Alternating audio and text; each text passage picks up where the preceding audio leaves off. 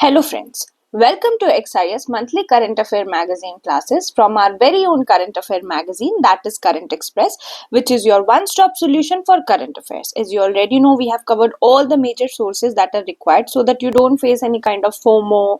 Don't be scared because we have covered a lot of topics. We don't need to do PhD on all the topics, but yeah, we need to know at least a tiny bit information so that you are able to eliminate in the examination. Because होता क्या है ना, exam में बहुत questions होते हैं और बहुत चीजें आपको याद रहती हैं और बहुत चीजें नहीं याद रहती हैं, बट एक बार भी सुना होगा ना तो आसान हो जाएगा.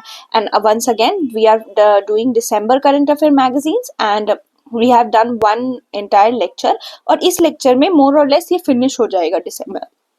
सो डोंट वरी कि ये बहुत ड्रैग होने वाला है course. No, it's not going to get drag.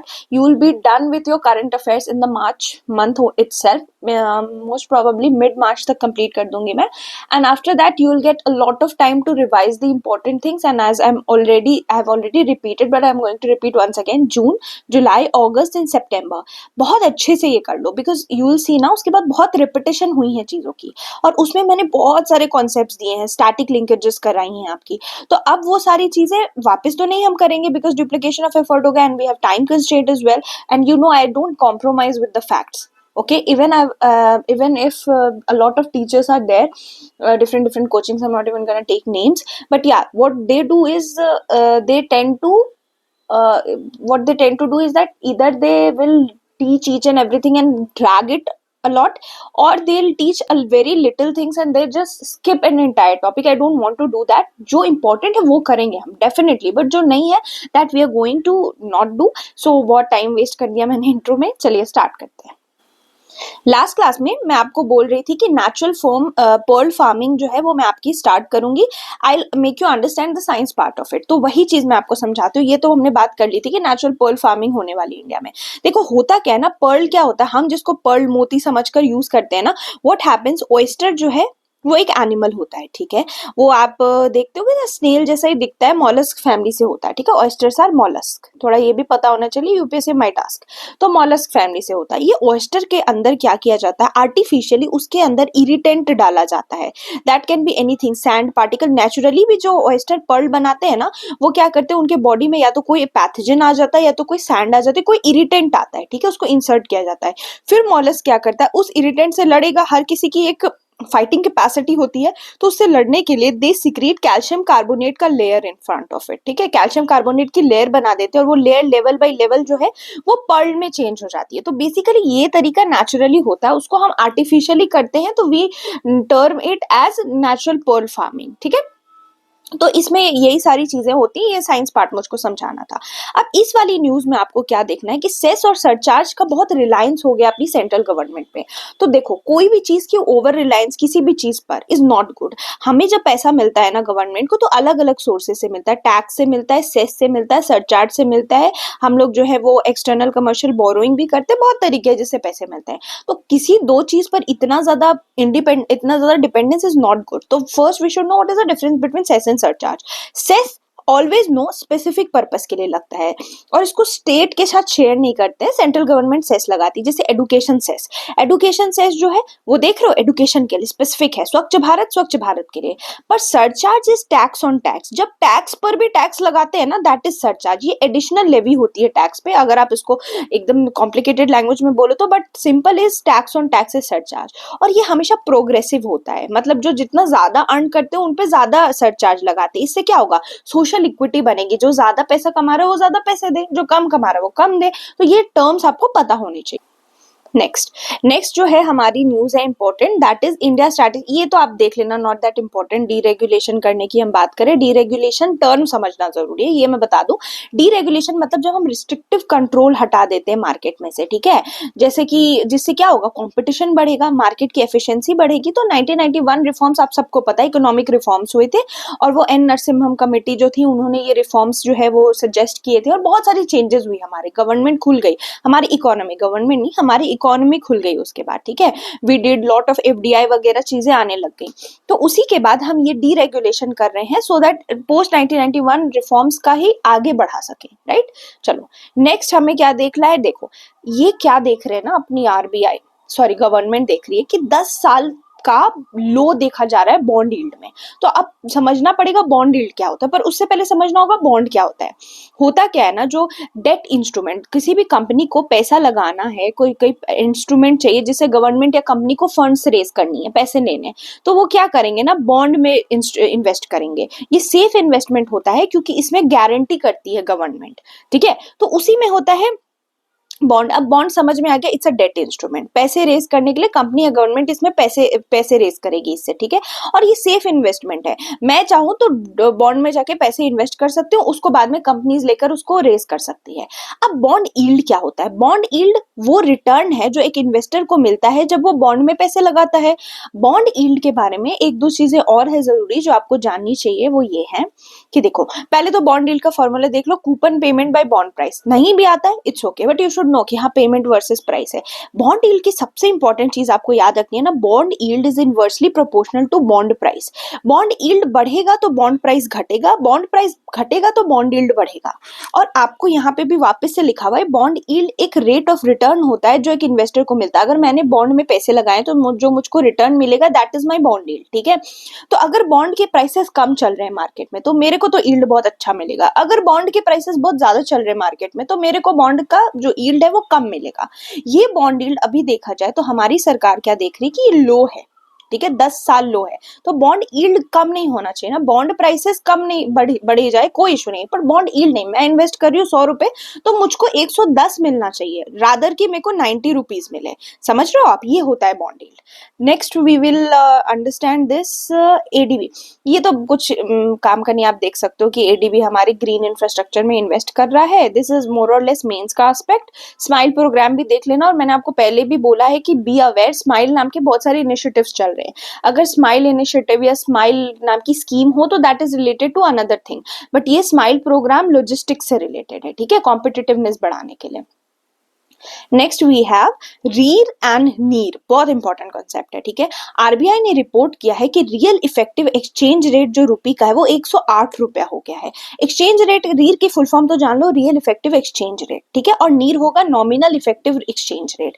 ये जो होता है जैसे 1 रुपया, 1 डॉलर, 1 रुपया नहीं, एक्सचेंज रेट हम डॉलर में ही देखते हैं मोस्टली, राइट। वैसे भी किसी भी करेंसी में देख सकते हैं, but will take dollar as a reference, ठीक है, क्योंकि डॉलर ही सबसे ज्यादा यूज होता है वर्ल्ड मार्केट में। तो 1 डॉलर के अगेंस्ट अपने इंडिया का exchange rate 108.14, which is not a good thing. 80 तक 75, 80 बड़ा भी 108 दिखा रहा है, इट्स अ वेरी हाई, ठीक है। और इतना हाई क्यों है? क्योंकि हमने ओवर वैल्यू कर दी अपनी करेंसी को, और ओवर वैल्यू का हो जब भी हो जाता है ना करेंसी, इसका मतलब है एक्सपोर्ट कॉम्पिटिटिवनेस घट गई है। अब हम अपना प्रोडक्ट अगर फॉरेन में एक्सपोर्ट करते हैं ना तो हमें उसकी जगह वैल्यू कम मिलेगी, ठीक है, क्योंकि हमारी करेंसी ही ओवर वैल्यूड हो गई है, ओके। और रुपी का रीट जो है वो हमारा रिफ्लेक्ट कर रहा है ओवर वैल्यूएशन। इससे क्या पता चल रहा है कि इंडिया की जो रुपी है ना उसने लोएस्ट वोलेटिलिटी दिखाई है अमंगस्ट मेजर ट्रेंड। तो क्या हुआ ना कि बाकी ग्लोबल करेंसीज बहुत वोलेटाइल है, या तो कम हो जाएगी तो बढ़ जाएगी, बट अपनी थोड़ी कम वोलेटाइल है। स्टिल हमारा जो रीर है ना वो बहुत हाई है। तो अब हमें समझना पड़ेगा रीर वर्सेस नीर, क्योंकि ये कॉन्सेप्ट बहुत इंपॉर्टेंट है और इस पे एसिटिस क्वेश्चंस आ जाएंगे। तो देखो, रीर का मतलब होता है रियल इफेक्टिव एक्सचेंज रेट, और नीर मतलब नॉमिनल। जब भी किसी चीज में नॉमिनल हो जाए ना, स्पेशली इकोनॉमी में, तो दैट मीन्स कि उसको हमने किसी के साथ एडजस्ट नहीं करा है। सेम यहाँ पे भी है, हमने नीर को इन्फ्लेशन के साथ एडजस्ट नहीं करा होता है तो वो नीर कहलाता है, जबकि रीर उज रियल। तो हम इसको क्या करते हैं, इसको एडजस्ट कर देते हैं इन्फ्लेशन के साथ। वर्ल्ड में क्या इन्फ्लेशन चल रहा है, रीर जो है आपकी एलिमिनेट कराता है करेंसी स्पेसिफिक इन्फ्लेशन को। और रीर को पता करने के लिए we first need to know NEER. अगर हमें नीर पता है तो पता चलेगा, बट नीर कैसे पता करते हैं? तो हम करेंसी बास्केट देखते हैं, अलग अलग करेंसीज के क्या रेट चल रहे हैं, उस हिसाब से फिर हम अपना नीर स्पेसिफाई करते हैं। और नीर को जब इन्फ्लेशन से एडजस्ट कर दो तो रीर हो जाएगा। अब करेक्ट करते हम इन्फ्लेशन के वजह से, इसी वजह से क्या कहा जाता है कि नीर इज बेटर, ज्यादा एक्यूरेट है नीर। नीर नहीं, रीर इज बेटर एक्यूरेट, क्योंकि हम उसको इन्फ्लेशन के साथ एडजस्ट कर रहे हैं। और इवेंचुअली अगर आपसे पूछा जाए which is higher in an economy generally, REER या नीर, तो यू शुड नो कि रीर ज्यादा हाई होता है।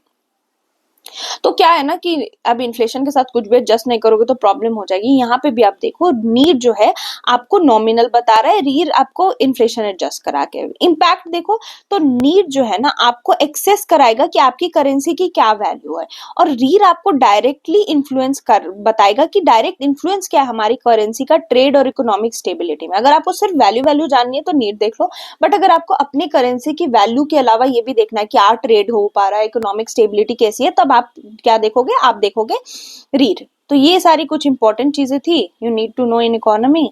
Let's move forward to my favourite topic that is environment, loan write offs and NPA. देखो अभी अभी क्या देखा ना हमारे बैंक्स ने कि अभी तक 12 साल में सबसे कम नॉन परफॉर्मिंग एसेट है। नॉन परफॉर्मिंग एसेट मैंने आपको पहले भी बताया था कि 90 दिन से ज्यादा अगर कोई अपना लोन नहीं चुका रहा है दैट इज कंसिडर्ड आपका नॉन परफॉर्मिंग एसेट। तो इतना कम एनपीए कैसे हो गया अचानक से? कि बैड बैंक्स को भी, एक हमने न्यूज की आर्टिकल कवर की थी कि बैड बैंक्स को, जिनको हम लोग एसेट रिस्ट्रक्चरिंग कमिटीज बोल रहे हैं, उनको प्रॉब्लम हो गई है। क्यों प्रॉब्लम हो गई है? ऐसा अचानक से नॉन परफॉर्मिंग एसेट कम क्यों हो गया? इसका मतलब ये नहीं है कि लोन्स अभी डिफॉल्ट नहीं कर रहे हैं लोग, इसका ये मतलब है बहुत सारा लोन राइट ऑफ हो गया है। लोन राइट ऑफ का मतलब होता है कि बैंक जो है अपनी बैलेंस शीट में से, बैंक का बैलेंस शीट होता है जिसमें वो लोन और कितने किसने चुकाया किसने नहीं चुकाया, उस बैलेंस शीट से लोन को ही रिमूव कर देती है। क्यों रिमूव कर देती है? क्योंकि वो मान लेती है कि now they can not generate anything, can't generate anything out of that loan. अब वो काम का ही नहीं रह गया, anything out of that loan. तो इसका मतलब ये है कि अब उनको पता चल गया कि इस लोन से तो मुझको कुछ नहीं हासिल होने वाला, कोई रिटर्न नहीं है मेरा, गया, ये मेरा लॉस्ट असेट है। इसका ये मतलब मान लो कि it is now lost asset. तो इसीलिए उसको बैंक राइट ऑफ करता है। इतना बैंक राइट ऑफ किया, इस वजह से एनपीए खत्म हो गया। तो ये थोड़ा सा कॉन्सेप्ट पता होना चाहिए था। Now let's start with environment. देखो एनवायरनमेंट में बहुत सारे न्यूज है बट वील रीड स्मार्टली, ठीक है? जहां पे जो इंपॉर्टेंट चीज है वो रीड करूंगे, और जो मुझे लगता है आप खुद भी पढ़ सकते हो तो आप उसको खुद पढ़ लेना, सो दैट आपका भी टाइम सेव हो और आपका डुअल रिवीजन हो, ठीक है? डुअल रिवीजन बहुत बोरिंग हो जाएगा if I read line by line. तो सबसे पहले हम देखेंगे सी कुकुम्बर। सी कुकुम्बर की बात की जाए, नहीं, squirting cucumber, I am so sorry. Squirting का मतलब ही होता है कोई चीज एकदम फोर्स में रिलीज करना, ठीक है, बाहर निकालना। तो ये एक क्यूकुम्बर है जो अपनी सीड्स को एकदम एक्सप्लोसिवली रिलीज करता है 10 मीटर तक, इतना स्पीड होता है। और ये बलिस्टिक होता है। बलिस्टिक का मतलब प्रोजेक्टाइल मोशन में। यहाँ पे सी क्यूकुम्बर है तो वो ऐसे स्क्वर्ट करेगा 10 मीटर पे कि इस तरह से उसकी सीड बाहर निकल जाएगी, तब इसको स्क्वर्टिंग बोलते हैं, ठीक है? तो इसका आईयूसीएन स्टेटस की बात की जाए, वी ऑलरेडी सी, जब भी हम स्पीसीज देखते हैं एनवायरमेंट में तो we look after the IUCN status, तो वो इसका है नहीं। Next we have red breasted fly catcher. तो रेड ब्रेस्टेड फ्लाई कैचर समझने से पहले we need to understand, UPSC ना एक बहुत फेवरेट टॉपिक है यूपीएससी का, that is birds, species. Species में भी बर्ड्स बहुत पसंद है उसको। आपको नाम दे देंगे अलग अलग और आपसे पूछेंगे कि which species does it this species belong to. तो यहाँ पे रेड ब्रेस्टेड फ्लाई कैचर नाम है। तो फ्लाई कैचर से यू माइट गेट कंफ्यूज कि fly catcher could be an insect, but no, this is a bird. तो आपको पहले ये समझना होगा इसका जो भी रूट है माइग्रेशन का, it's from eastern Europe to South Asia, मतलब बहुत लंबा माइग्रेट करती है, and it is an old world bird, ठीक है? फ्लाई कैचर फैमिली से बिलोंग करती है। उसके अलावा जो ये किस पे फीड वीड करती है वो आप देख लेना, not that important. IUCN status देखो, इट्स अ लीस्ट कंसर्न, ठीक है? तो हमें आईयूसीएन देखना है। Next we'll move on to Madhav National Park. तो जब भी we'll read any protected organisation, be it national park या वाइल्ड लाइफ सैंक्चुरी, कोई भी प्रोटेक्टेड ऑर्गेनाइजेशन हम देखते हैं ना, तो first we'll see the location. Madhav is in MP, ठीक है? और इसके बाद आपको याद रखना विंध्या हिल के अपर पार्ट्स में। तो आपको पता ही होगा जब आप मैप देखते हो इंडिया का, तो मैं यहाँ आपके लिए मैप भी बना देती हूँ। ये एक रफ मैप है, सो डोंट जज me on this please guys. तो ये जो हमारा मैप है उसमें आप देख सकते हो ये एमपी वाला रीजन है। यहाँ पे विंध्या और सतपुरा जाती है। तो विंध्या के अपर विंध्यास में आपको माधव नेशनल पार्क दिखेगा। यहाँ पे आपको इसको अप्रूवल मिल गया है टाइगर रिजर्व बनाने का बाय एनटीसी। हमने पहले भी बात की थी, नेशनल टाइगर कंजर्वेशन अथॉरिटी जो होती है यही आपके टाइगर रिजर्व बनाने के लिए अप्रूवल देती है। तो we have discussed about this organisation, very important.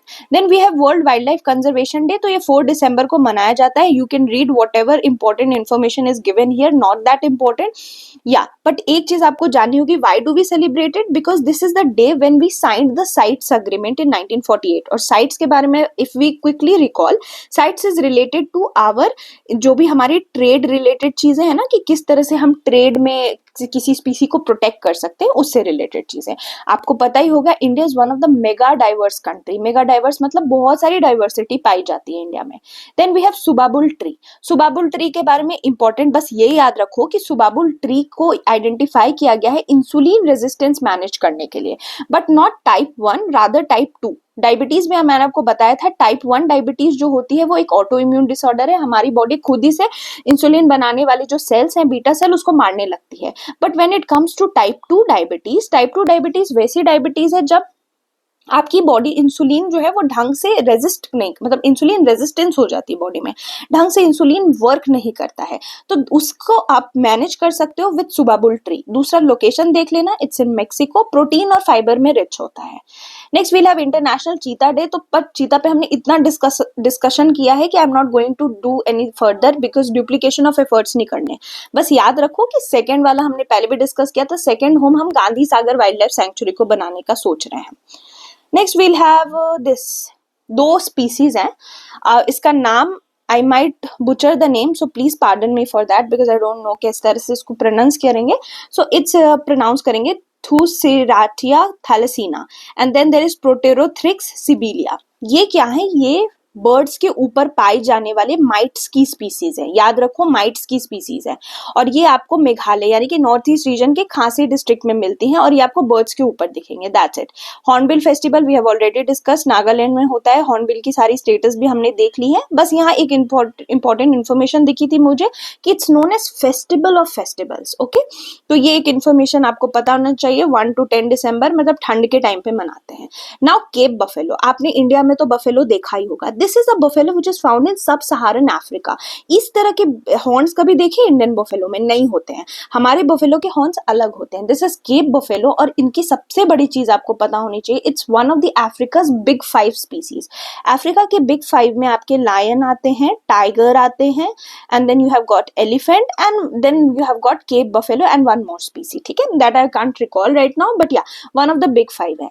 ये एक्सीलेंट स्विमर होते हैं। इतनी बड़ी बॉडी देख के आपको तो लगेगा ये स्विम नहीं कर पाएंगे, बट वन शुड नो कि they are excellent swimmers. Herbivore तो होंगे ही होंगे। Next we have this global strategy for resilient drylands. बस याद रखो कि ये कॉप 16 में अनाउंस हुआ यूएनसीसीडी के रियाद में। इससे ज्यादा हम नहीं पढ़ेंगे। Then little gull. Okay, next we have little gull. तो लिटिल गल रिसेंटली स्पॉट हुआ है सुल्तानपुर नेशनल पार्क जो कि एनसीआर में है। ये स्मॉलेस्ट गल स्पीसी है वर्ल्ड की, and gull are what? They are nothing but they are birds. तो ये हमारा काम हो गया यहाँ से। Next we have business for land initiative, ये देख लेना। सेक्रेड ग्रुप्स, देखो सेक्रेड ग्रुप्स क्या होते हैं ना, कम्युनिटी रिजर्व होती है। इसको कम्युनिटीज आपस में आती हैं, they feel that they need to preserve the culture and religious beliefs inside a forest, तो ये सेक्रेड ग्रुप्स कहलाते हैं। तो महाराष्ट्र में एक 300 एकर्स 3000 सेक्रेड ग्रुप्स है, एकड़ नहीं 3000 सेक्रेड ग्रुप्स है, जो कि यूनेस्को के टेंटेटिव लिस्ट का पार्ट है। Then we have Laysan albatross. Albatross word आपने सुना भी होगा। एल्बाट्रॉस के ऊपर एक पोएम भी रहता है जो हम बचपन में पढ़ते हैं। एल्बाट्रॉस वर्ल्ड की बहुत बड़ी one of the largest bird species में से एक होती है एल्बाट्रॉस। ये वर्ल्ड की ओल्डेस्ट एल्बाट्रॉस को हम लायसन एल्बाट्रॉस बोलते हैं, जो कि 74 ईयर ओल्ड की है। ठीक है, बहुत एज है इनकी, नियर थ्रेटनेड है, और आपको समझ में आ जाएगा कहाँ हवाई वाले रीजन में मिलती है। Then we have Annamalai tiger reserve. इसको टाइगर रिजर्व 2007 में डिक्लेयर किया गया था, तमिलनाडु में था, और इसके आसपास भी जो सैंक्चुरीज है वो भी ध्यान रखनी पड़ेगी आपको, पाराम्बिकुलम एंड चिन्नार। यहाँ पे अलग अलग डाइवर्सिटी वाली वेजिटेशन मिलेगी। Then we have Korluchu hydropower project. It's in Bhutan. Next we have damsel fish. Damsel fish नाम में फिश है तो less chance कि आपसे पूछा जाएगा, but it's a tropical marine fish. आपको इंडो पैसिफिक रीजन में मिलेगी, and this is how it looks. Pretty ना? Then we have Lunar Lake. Lunar Lake इसलिए फेमस है ना, it's a crater lake. मतलब यहाँ पे कभी मेटेओराइट इम्पैक्ट करा होगा, उसके बाद यहाँ पे एक डिप्रेशन क्रिएट हो गया होगा, इस डिप्रेशन में ओवर टाइम पानी भर गया होगा, then it's called a crater lake. तो इस तरह से आपको पता होना चाहिए कि क्रेटर लेक क्या होता है। तो ये सलाइन है, मतलब सोल्टी है, ये इंपॉर्टेंट होना चाहिए। It's a UNESCO world heritage site, मतलब अभी कंसिडर किया जा रहा है इसको यूनेस्को वर्ल्ड हेरिटेज स्टेटस के लिए, नॉट रिसीव्ड येट। तो ये इंपॉर्टेंट पार्ट है। एंड देन इसका कलर चेंज होता है, ग्रीन से पिंक हो जाता है, क्योंकि इसमें कुछ माइक्रो ऑर्गेनिजम्स हैं जो इसको जो है वो पिंक कर देते हैं। और सबसे बड़ी चीज है, जब भी ओनली लगा हो, you should be very alert कि एक लौता सलीन क्रेटर लेक है ये वर्ल्ड का। मॉथ। देखो बटरफ्लाई वर्सेस मॉथ हमें पढ़ाया जाता था when we were in college. तो बटरफ्लाईज जो आपको तो पता ही है बहुत प्रिटी होती हैं और मोस्टली डायरनल होती हैं, बट मॉथ्स आपको रात के टाइम दिखेंगे। ठीक है, कुछ डायरनल स्पीसीज भी हैं, इनके लार्वा प्लांट वगैरह पे फीड करते हैं। और सबसे बड़ी चीज, आपको मॉथ्स हर जगह मिल जाएंगे एक्सेप्ट पोलर रीजन में। ठीक है, बचपन में बहुत कंफ्यूज होती थी मॉथ से, but moths don't have that beautiful wing span जो कि बटरफ्लाई की होती है। वो कलरफुल चीजें अगर दिखे तो that's a butterfly. Then marble duck, Sultanpur national park में 30 साल बाद मार्बल डक दिखी। इनको मार्बल टील भी बोल देते हैं और इनका आईयूसीएन स्टेटस नियर थ्रेटेंड है। देखो कितनी प्रिटी है marble duck. Then we have मेली अमीली। मेली अमीली जो है, it's a fermented bamboo shoot. ठीक है, एक देखो शूट और रूट में डिफरेंस होता है। शूट हो गया आपका ऊपर वाला पार्ट जो कि जमीन में नहीं होता है, दैट इज शूट, जैसे स्टेम वगैरह शूट का पार्ट होंगे। एंड देन रूट, तो रूट आपको पता ही है। तो जो बैम्बू का फर्मेंटेड है, फर्मेंटेड का मतलब जब उसको बहुत दिन के लिए रख देते हैं उसमें फर्मेंटेशन प्रोसेस स्टार्ट हो जाती है, अल्कोहल वगैरह बनने लगता है, इट्स एन एंटायर प्रोसेस। तो फर्मेंटेड बैम्बू शूट जो त्रिपुरा में मिलती है उसका नाम है मेली अमेली। इसको एंटी ओबेसिटी और मेटाबॉलिक हेल्थ बेनिफिट्स के लिए यूज किया जाता है। तो वेट मैनेजमेंट में बहुत हेल्प करती हैं। ये फैटी एसिड का ऑक्सीडेशन करा देती है, क्योंकि आपको पता ही है फैट्स जो लिपिड होते हैं ना हमारे, उसमें फैटी एसिड होता है, तब भी जाकर के हमारा ये फैट बनता है। तो उसको ऑक्सीडेशन करा देते हैं और लिपिड एक्यूमुलेट नहीं होने देते। फैट एक्यूमुलेट नहीं होगा तो इश्यूज नहीं होंगे। Then we have Gandhi Sagar Wild Life Sanctuary, इस पे तो हम बात कर चुके हैं। कुछ इंपॉर्टेंट चीज जो मुझे लगी कि Gandhi Sagar Wild Life century से इंपॉर्टेंट कि चंबल रिवर को दो पार्ट में ये डिवाइड करती है। Tree species not that important, पर ये वाला थोड़ा देख लेना, इसलिए स्टार मार्क कर दिया है। हिमालयन बर्च ट्री, तो नाम से ही पता चला इट्स अ ट्री। हिमालयन है तो ऑफकोर्स सब अल्पाइन ऑल्टीट्यूड में मिलेगा, ठंडी जगह पे मिलेगा। और दूसरी चीज आपको ये पता होना चाहिए, बायोशील्ड की तरह काम करता है फॉरेस्ट और मेडोज के लिए। बायोशील्ड कैसे? बायोशील्ड शील्ड मतलब तो प्रोटेक्टिव लेयर, कैसे प्रोटेक्ट करेगा? तो सॉइल इरोजन से प्रिवेंट करेगा और स्टेबलाइज करेगा हमारे स्लोप्स को। Next we have milkweed fibre. ये पेपर इंडस्ट्रीज में यूज होती है मिल्कवीड। मिल्कवीड है क्या? तो मिल्कवीड इज अ प्लांट। ठीक है, उसका फाइबर लेकर के हम लोग क्या करते हैं, पेपर बनाते हैं, इसीलिए पेपर इंडस्ट्री में बहुत काम आती है। ये आपको नॉर्थ अमेरिका और इंडिया में भी मिलती है। ये देखो ये कितनी प्रिटी ट्री है मिल्कवीड ट्री। तो ये इसके अंदर एक मिल्क सैप होता है, ऑयली मटेरियल और लिग्निन होता है, जो एक एम्फीफिलिक मटेरियल है। एम्फीफिलिक का मतलब पता है क्या है? कि ये वाटर एब्जॉर्ब भी करेगा और वाटर रिपेल भी करेगा। एक तो आपका होता है हाइड्रोफोबिक, हाइड्रोफिलिक, जो पानी को पसंद करता है हाइड्रोफिलिक बोलते हैं उसको, that loves water. And hydrophobic अगर मैंने कह दिया, that hates water. And amphiphilic मतलब it can love water as well and it can repel water as well. Then we have Calyptocephalella gayi. तो ये आपको ना चिली के लोलैंड्स में मिलता है। इट्स अ लिविंग फॉसिल और ये इसका आईयूसीएन स्टेटस वल्नरेबल है। तो first you should know what is it. It's a frog स्पीसी। ठीक है, गाई इज अ फ्रॉग, पहले तो ये समझो। ठीक है, और ये चिली में मिलता है। एक बहुत ही जाइंट फ्रॉग भी कहलाता है क्योंकि बहुत बड़ा है ये, और लेक पॉन्ड्स और रिवर्स में मिलता है। ये देखो ऐसा दिखता है। Then we have Champions of Earth Award. तो ये अपने इंडियन इकोलॉजिस्ट माधव गडगिल को मिला है। 2024 में ये अवार्ड मिला क्योंकि उन्होंने इन्वायरमेंटल पॉलिसीज पे बहुत काम की थी। ये गडगिल जी आपको याद आ रहे हैं? ये आपको जब मैं इकोनॉमिक सेंसिटिव जोन की बात कर रही थी वेस्टर्न घाट में, तो गडकिल कमेटी ने कुछ रिपोर्ट्स दी थी कि कितना इको सेंसिटिव जोन होना चाहिए था। तो that is the same person, Madhav Gadgil. तो इनको ये अवार्ड मिला और ये अवार्ड एनुअली हर साल यूएनईपी देता है और ये हाईएस्ट अवार्ड है इन्वायरमेंटल लीडरशिप में। तो it's a very good thing. 2018 में भी हमने ये जीता था, उस टाइम हमारे प्राइम मिनिस्टर जी को मिला था पॉलिसी लीडरशिप के लिए, बट अभी हमारे माधव गडगिल जी को मिला है। Then we have Indian rock python. Python you already know snake है।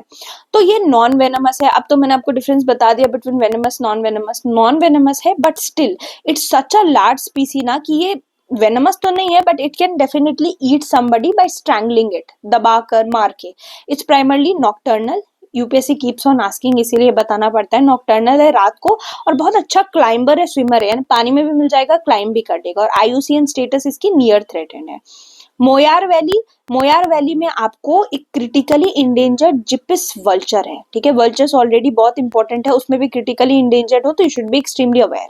तो इसकी लार्जेस्ट नेस्टिंग कॉलोनी जो है इंडिया के मोयार वैली में मिलती है, जिपिस वल्चर की। ये आपको तमिलनाडु में लोकेटेड है। ये आपका मोयार वैली यानी तमिलनाडु में दिखता है। ये गुदालूर और मुदुमलाई टाइगर रिजर्व तक स्ट्रेच करता है ये area, Mayur valley. Moyar valley, I am sorry Mayur बोल रही हूँ। और यहाँ पे आपको जिपिस वल्चर की एक लौती पेनिनसुलर इंडिया में नेस्टिंग साइट मिलेगी and it is also one of the largest, सोचो लार्जेस्ट नेस्टिंग साइट है और सिर्फ इकलौती है। ये जो वल्चर है यहाँ पे कैरेकस खाते हैं, आपको ऑलरेडी पता है वल्चर्स जो होते हैं they feed on dead and decaying, dead animals पे फीड करते हैं वल्चर, ओके। तो ये मोयार में मिलते हैं। Then Malayan night heron, this is also a bird, heron is also bird. यहाँ पे बर्ड्स देखो, gull was a bird, heron is a bird, ये सब ध्यान रखना है। मायान night heron is a bird जो कि फर्स्ट टाइम आपको मदुरई में दिखी। ये एक माइग्रेटरी हेरॉन है, मतलब बहुत दूर से आती होगी, सदर्न और ईस्टर्न एशिया में पाई जाती है। इट्स नॉक्टर्नल, रात को एक्टिव होते हैं एंड ये जो है इनका आईयूसीएन स्टेटस लीस्ट कंसर्न है, मतलब इतना कोई इंडेंजर नहीं है, बट या पहली बार अगर मिलता है तो इट्स बिकम्स इंपॉर्टेंट, राइट। चलो,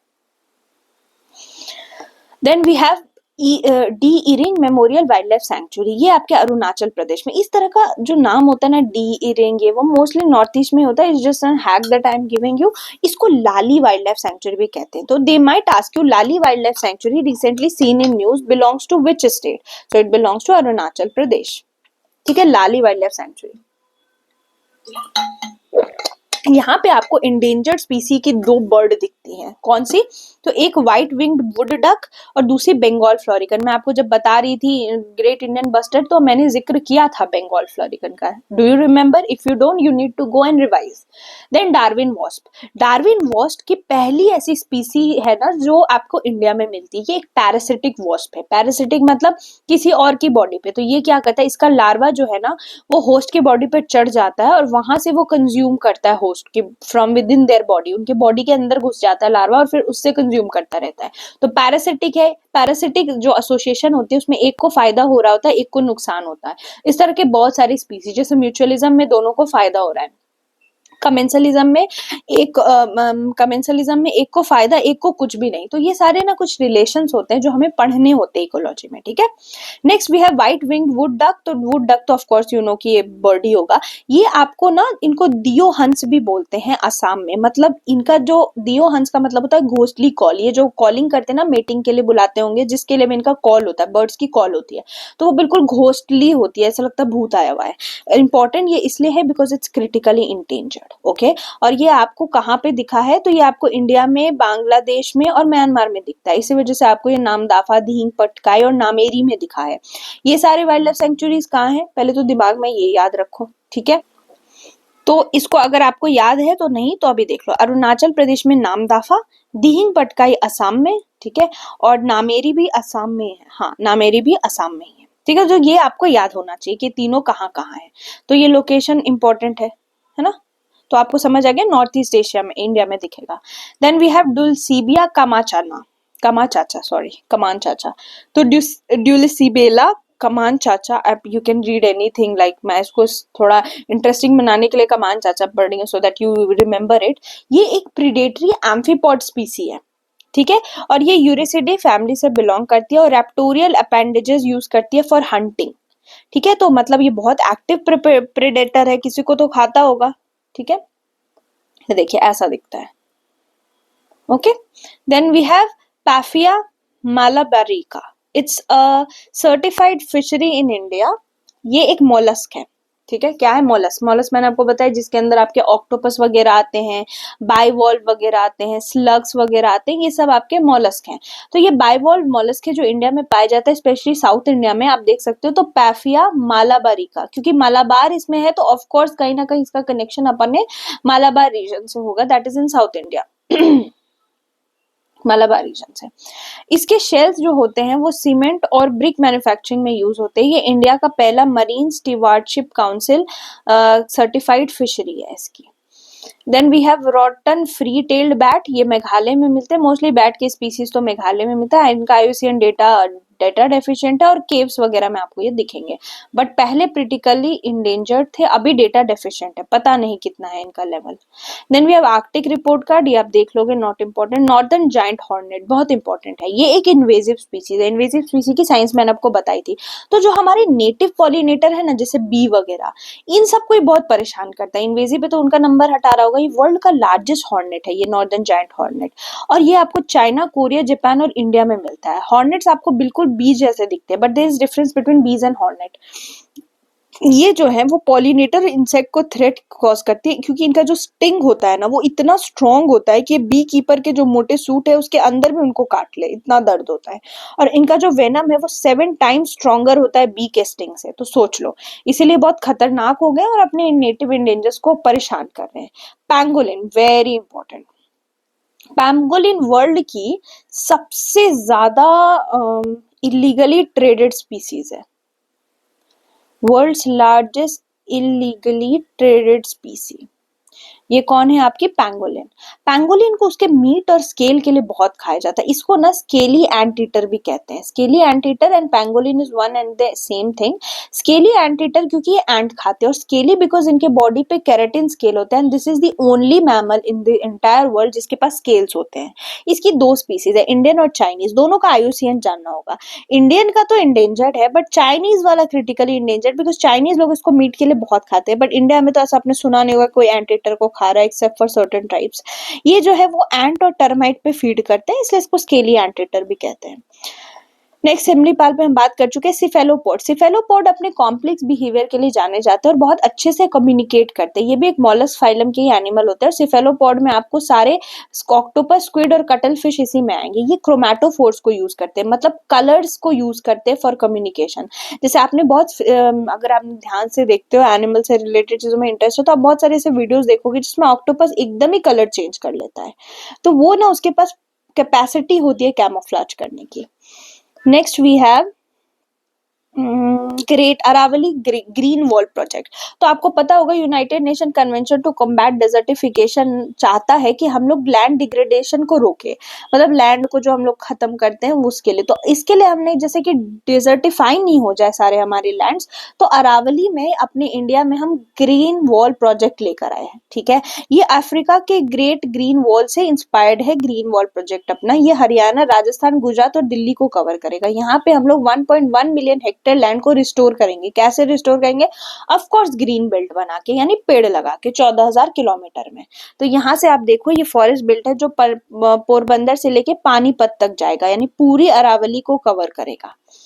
next we have International Centre for Integrated Mountain Development. इन्होंने लॉन्च किया एयर क्वालिटी डैशबोर्ड। तो ऑफ कोर्स ये एयर पोल्यूशन देखेगा, बट कौन से रीजन में? तो ये इंडो गैंगेटिक प्लेन और हिमालयन फुटहिल्स में देखेगा। बस इतना इन्फॉर्मेशन इनफ है। यहाँ पे ये देखो, ये सस्टेनेबल डेवलपमेंट प्रमोट करेगा कहाँ पे? तो हिंदू कुश हिमालयन रीजन में। तो let's say Hindu Kush Himalayan reason कौन से रीजन को कहते हैं? देखिए, ये है आपका हिंदू कुश हिमालय। ये आपका इस तरफ रहता है हिंदू कुश, ये तो आपका हिमालयन हो गया। ये आपका हिमालय से भी इसको ट्रांस हिमालयन रीजन बोलते हैं। यहाँ पे आपका हिंदू कुश और पामीर नॉट दिखेगा। हिंदू कुश जो है आपको अफगानिस्तान से म्यांमार तक दिखेगा। 8 कंट्रीज हैं जिसमें ये चलता है। यहाँ आपको इंदस, गंगा और ब्रह्मपुत्रा के मेजर सोर्स है हिंदू कुश रीजन। और भी इंफॉर्मेशन है that you can read it by yourself, तो थोड़ा पता होना चाहिए। देखो कहाँ है, यहाँ एक पामीर नॉट रीजन है which is very important for you, कि जान लो कि Pamir knot is in Hindu Kush. ठीक है, नेक्स्ट वी हैव ग्रीहा समिट। तो ग्रीहा समिट जो है वो किसके लिए करते हैं? तो क्लाइमेट चेंज के लिए करते हैं। दैट्स इट, न्यू दिल्ली में हुआ था क्लाइमेट एक्शन अर्बन एरियाज में। Then manganese contamination. एक स्टडी ने क्या दिखा, हमारे वाटर में मैंगनीज कंटामिनेट करा, और मैंगनीज के नंबर बढ़ने की वजह से कैंसर के केसेस बढ़ रहे। कहाँ पे? तो बिहार के गैंगेटिक रीजन में, क्योंकि बिहार के गंगा की जो नदी है बिहार में से भी जाती है, वहां मैंगनीज बढ़ गया है। WHO क्या लिमिट बोलता है कि 100 माइक्रोग्राम पर लीटर मैंगनीज परमिसिबल है, इससे ज्यादा is not good for us. पर बिहार में दिख रहा है कि यहाँ ट्रेस अमाउंट बहुत हाई अमाउंट में है। तो अब यहाँ देखो कहाँ से आता है ये, तो माइनिंग वाइनिंग से, एग्रीकल्चरल पेस्टिसाइड वगैरह यूज करने से। Then olive ridley turtle. Olive ridley turtle हमेशा न्यूज में रहते हैं, स्पेशली अरीबादा तो आप सब जानते होंगे, मास नेस्टिंग साइट होता है। ये सबसे छोटे एंड सबसे अबंडेंट सी टर्टल्स हैं, बहुत ज्यादा नंबर में है। और ये आपके आते हैं गहीर माथा रीजन में, और वहां पे मास नेस्टिंग करते हैं, इसलिए भी काफी फेमस है। Then lion tailed macaque. ये मकाक स्पीसी है जो वेस्टर्न घाट में मिलती है। ये हैबिटेट लॉस होता है इनका बहुत ज्यादा। इनका आईयूसीएन स्टेटस बहुत इंपॉर्टेंट है, इट्स इंडेंजर। ठीक है, तो लायन टेल्ड मकाक को लायन टेल्ड इसलिए बोलते हैं क्योंकि इनकी टेल बिल्कुल लायन जैसी दिखती है। ठीक है, इसलिए इसका नाम है, मजाक नहीं सीरियसली बता रही हूँ। लायन टेल टफ्टेड, लायन की भी इसी तरह से टफ्टेड टेल होती है। Then we have mammoth Yana, mammoth baby mammoth का डिस्कवरी, मैमथ सॉरी यामथ नहीं, बेबी मैमथ का डिस्कवरी हुआ है रशिया के परमाफ्रॉस्ट रीजन से। मैमथ जो है ना, जिनको वूली मैमथ भी कहते हैं, तो जो हमारे अभी के एलिफेंट्स है ना, उनके जैसे ही दिखते थे, बट उनसे बहुत बड़े साइज के होते थे। आज कहा जाता है आज के जो हमारे एलिफेंट्स है वो मैमथ से ही कहीं ना कहीं जो है वो इवॉल्व हुए हैं। तो दिस मूली मैमथ का आयुसीएन स्टेटस ये है कि एक्सटिंक्ट हो चुके हैं, अभी नहीं एग्जिस्ट करते। तो इनका नाम हमें कई बार मिलता रहता है फॉसिल, तो अभी भी हमें फॉसिल मिला है। सी देख रहे हो एलिफेंट जैसा दिख रहा है, but it's a mammoth. Then we have fishing cat. Fishing cat जो है वो बहुत इंपॉर्टेंट स्पीसी है, क्योंकि आईयूसीएन की वल्नरेबल है और ये बहुत अच्छे स्विमर्स होते हैं और रात के टाइम हंट करते हैं। ये फिश, फ्रॉग, क्रस्टेशियन सबको खाते हैं। ये आपके घर वाले कैट नहीं है, ये फिशिंग कैट है, ये सब वाइल्ड कैट। और ये जो है आपको इसके लिए कोरिंगा वाइल्ड लाइफ सेंचुरी है, वो होस्ट करती है आपकी इंडिया की पहली फिशिंग कैट कॉलरिंग प्रोजेक्ट, यानी कि कॉलर पे वो टैगिंग कर देंगे आप फिशिंग कैट की, ताकि पता चले कितने नंबर्स हैं। ओके, तो फिशिंग कैट थोड़ा सा पता होना चाहिए। सी ऐसे दिखती है फिशिंग कैट, अपनी वो लोकल घर वाली कैट नहीं है, पानी में ही दिखेगी मछली काटते खाते हुए। देन रिवर लिंकिंग प्रोजेक्ट, तो इस पे हम कई बार बात कर चुके हैं, let's not delve into it. Solid waste management tools also we have discussed, urban pollution we have discussed. IBPS nexus assessment report, तो देखो ये पहले भी मैंने बोला, आईबीपीएस जो ऑर्गेनाइजेशन है वो बायोडाइवर्सिटी वगैरह और हेल्थ वगैरह की चीजों को देखती है। अराउंड 50% जो इन्फेक्शियस डिजीजेस है ना हमारी, वो इकोसिस्टम और ह्यूमन इंटरकनेक्शन से ही स्टेम करती हैं। तो इसीलिए हमें इकोसिस्टम मेंटेन करना होगा, so that we are less vulnerable to diseases. Then we have salt affected, देखो फूड एंड एग्रीकल्चर ऑर्गेनाइजेशन है ना, उन्होंने असेसमेंट रिलीज किया है वाटर अफेक्टेड सॉइल रिलीज। तो इसमें सॉल्यूबल सॉल्ट का लेवल हम लोग देखेंगे, जो कि फर्टिलिटी को रिड्यूस करता है। जितना सॉल्ट लेवल होगा उतनी फर्टिलिटी कम होगी सॉइल की, तो सॉइल में उतना सॉल्ट कंटेंट होना नहीं चाहिए, ज्यादा सलीन नहीं होना चाहिए। अराउंड 2.1% जो इंडिया का एरिया है ना, वो सॉल्ट पोल्यूशन कह सकते हो उससे अफेक्टेड है, और गुजरात और यूपी में सबसे ज्यादा इम्पैक्ट दिखेगा। तो हम लोग इसको कैसे रोक सकते हैं? We can use salt tolerant plant, जो सॉल्ट में टॉलरेट कर सके, और बायो रेमिडिएशन एफर्ट से हम लोग सॉइल का सॉल्ट का लेवल कम कर सकते हैं, right. Then we have plastic pollution treaty negotiation, तो कंट्रीज प्लास्टिक पोल्यूशन ट्रीटी चाहती हैं, ठीक है। और ये ट्रीटी कौन लाना चाहता है? तो इसके लिए कंक्लूड हुआ इनका 5th सेशन, लेकिन अभी भी कोई ट्रीटी नहीं साइन हुई। वी आर ट्राइंग कि हम एक ऐसा ट्रीटी बनाए जिसमें प्लास्टिक पोल्यूशन पे कुछ ऐसा लीगली बाइंडिंग ट्रीटी बन पाए, जो हर कंट्री को इसके ऊपर काम करना ही पड़े। इसकी अभी इसको देखेगा कौन? अगर ये बनता है तो ये यूनाइटेड नेशन एनवायरमेंट असेंबली का रेजोल्यूशन होगा, यूएनईए बोलते हैं इसको। ये यूएनईपी की ही असेंबली है, यूएनईपी बॉडी जो है ना, यूनाइटेड नेशन एनवायरमेंट प्रोटोकॉल, उसकी। Then we have ministry of, ये हमने ऐसे बात करी हुई है बट स्टिल एक बार देख लेते हैं। Ministry of New and Renewable Energy ने अमेंडमेंट्स की है एएलएमएम ऑर्डर में, जो प्रमोट करेगा डोमेस्टिक सोलर मैन्युफैक्चरिंग।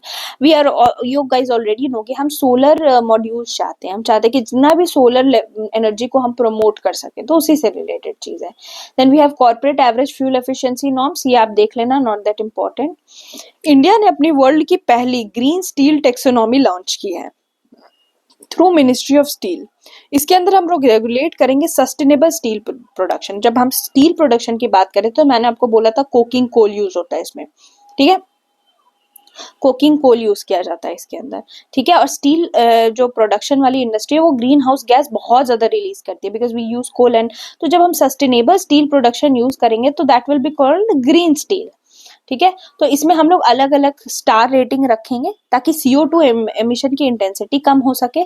इसके लिए 5 स्टार मतलब 1.6 टन से कम, 4 उससे कम, 3 उससे कम, मतलब 5 सबसे अच्छा होगा, एंड देन 4 थोड़ा कम एमिशन रोक पा रहे हैं, 3 उससे कम रोक पा रहे हैं, दैट इज। और नोडल एजेंसी थोड़ा सा आप ध्यान में रखेंगे। इंडिया पहला ऐसा गंगे रिवर डॉल्फिन टैगिंग करवा रही है। आपको पता ही है कि हमारे गैंगेज रिवर डॉल्फिन बहुत ही इंपॉर्टेंट स्पीसीज है, and it's a national marine species of India. National marine स्पीसी of India is dolphin, ठीक है। अपनी नेशनल एक्वेटिक मैमल बोलते हैं इसको, national aquatic mammal is also you can call, मतलब national aquatic mammal species of India, ठीक है। तो दिस यू शुड नो कि हाँ चलो, तो उसकी टैगिंग करेंगे, मतलब उसको हम लोग टैग करेंगे, उसके अंदर कुछ ऐसे रेडियो कॉलर लगा सकते हैं, कुछ भी लगा सकते हैं ताकि उनके पैटर्न्स पता चल सके कि वो कहाँ जाती हैं, कौन से हैबिटेट में रहती है, ताकि वो इवेंचुअली क्या करें, उनको ये प्रिजर्व कर सके। तो इसको कौन सी मिनिस्ट्री करवा रही है? Of course ministry of environment, forest and climate change करा रही होगी, wild life institute of India और असम की फॉरेस्ट डिपार्टमेंट। तो अगर कोई स्टेट इसमें स्पेसिफिकली इन्वॉल्व है तो हमें ये ध्यान रखना पड़ेगा कि ये दोनों तो कोई भी गेस कर लेगा। दिस बिकम्स इंपॉर्टेंट, इसलिए स्टार मार्क कर दे रही हूँ। फंडिंग इसकी कैंपा से मिलेगी। कैंपा जो है कॉम्पेंसेटरी एफॉरेस्टेशन मैनेजमेंट अथॉरिटी होती है, जिसमें कॉम्पेंसेटरी फॉरेस्ट लगाना पड़ेगा। अगर कुछ बिजनेस लगा रहे हो, कुछ बिजनेस बनाने के लिए पेड़ काट रहे हो, तो you will have to afforest the same amount. तो उसमें कुछ फंड है, इसमें कुछ पैसे रखते हैं। देन स्पॉन सिटी कॉन्सेप्ट, देखो अर्बन फ्लड बहुत आती है, जैसे बेंगलुरु में आया था। सबसे फेमस तो चेन्नई की अर्बन फ्लड है, आपको पता ही होगा। अर्बन फ्लड क्या है? जब सिटी में फ्लड आ जाए, तो उसके लिए स्पॉन सिटी लाने की बात कर रहे हैं। स्पॉन सिटी बेसिकली ऐसी सिटी होती है ना जहां पे आप इतना सारा पेड़ लगा दो या ऐसी चीजें लगा दो जिससे पानी जितना अगर आए तो उसको वो वहां पे सोख ले, जैसे स्पंज सोख लेता है ना वैसे, so that it works as a sponge. Water conserve भी हो जाएगा, फ्लड कंट्रोल भी हो जाएगा, इकोसिस्टम भी प्रोटेक्ट हो जाएगा। इसके लिए ग्रीन रूफ लगाना पड़े, बहुत सारी चीजें होती है, गार्डन्स लगा सकते हैं, ग्रीन रूफ बना सकते हैं, सो दैट वाटर को एब्जॉर्व कर ले, जैसे स्पॉन्ज करता है। Denali fault, one should know कि देनाली फॉल्ट कहाँ पे है। इट्स इन अलास्का, यूएस, और ये पैसिफिक रिंग ऑफ फायर का पार्ट है। तो ऑफ कोर्स यहाँ Pacific ring of fire is known for their earthquakes and volcanoes, क्योंकि प्लेट टेक्टोनिक के लिए बहुत ज्यादा रिच एरिया है पैसिफिक रिंग ऑफ फायर। यहाँ पे आपको बहुत ज्यादा ये दिखता है, सबडक्शन जोन है यहाँ पे, इसी वजह से। ठीक है, सबडक्शन जोन है, ओशन कॉन्टिनेंट सबडक्शन होता है यहाँ पे, और इस वजह से यहाँ पे बहुत ज्यादा अर्थक्वेक्स दिखती हैं। ठीक है, प्लेट मूवमेंट्स बहुत ज्यादा है यहाँ पे, तो ये अलास्का में याद रखना। देन किलाउ वोल्केनो हवाई के वोल्केनो में से एक है। हवाई में एक और volcano that is known as Mauna Loa. Then we have टास्क कोलाप्स प्लास्टिक पर्सिस्ट। तो INC5 की मीटिंग हुई बुसान साउथ कोरिया में, इंपॉर्टेंट है। ये भी कंसेंसस नहीं कर पाई। ऑफ कोर्स हम जो है ग्लोबल प्लास्टिक पोल्यूशन ट्रीटी की कोशिश कर रहे थे, वो नहीं हो पा रही है कंसेंसस। ठीक है, ऑब्जेक्टिव ये है वही जो मैंने आपको बताया, लीगली बाइंडिंग ट्रीटी चाहते हैं प्लास्टिक पोल्यूशन कंट्रोल के लिए, पर हो नहीं पा रहा है। देन वी हैव ये आप देख लेना, this is just a report. Carbon market, आपको पता ही हम कार्बन मार्केट चाहते हैं, तो COP29 में इंटरनेशनल कार्बन मार्केट के स्टैंडर्ड्स मिले हैं। ठीक है, अप्रूव कर दिया कि किस स्टैंडर्ड पे कार्बन मार्केट चलेगा। ये अलाउ करेगा कार्बन क्रेडिट और परमिट करेगा 1 टन ऑफ CO2 पर क्रेडिट, मतलब पर क्रेडिट में 1 टन ऑफ CO2 अगर आप रोक रहे हो तो उस हिसाब से आपको क्रेडिट मिलेगा। ठीक है, ट्रेडिंग मैकेनिज्म भी इसमें डिसाइड हुई है, ऑफसेट भी डिसाइड हुआ कि कंपनीज परचेस करेंगे ऑफसेट बाय फंडिंग प्रोजेक्ट्स। अगर मुझको कार्बन क्रेडिट लेना है तो I need to do certain project, जैसे कि मुझको एफॉरेस्टेशन करना पड़ेगा, मुझको रिन्यूएबल एनर्जी यूज करनी पड़ेगी to compensate emission. Then we have another thing that is melting earth, a wake up call for global, this is just global warming related चीजें। Ground level ozone, आपको पता है कि ग्राउंड लेवल ओजोन बहुत ही harmful chemical reaction से बनता है and it's one of the major pollutant. ठीक है, ऊपर वाला ओजोन तो हमें यूवी रे से बचाता है, but ground level is a pollutant.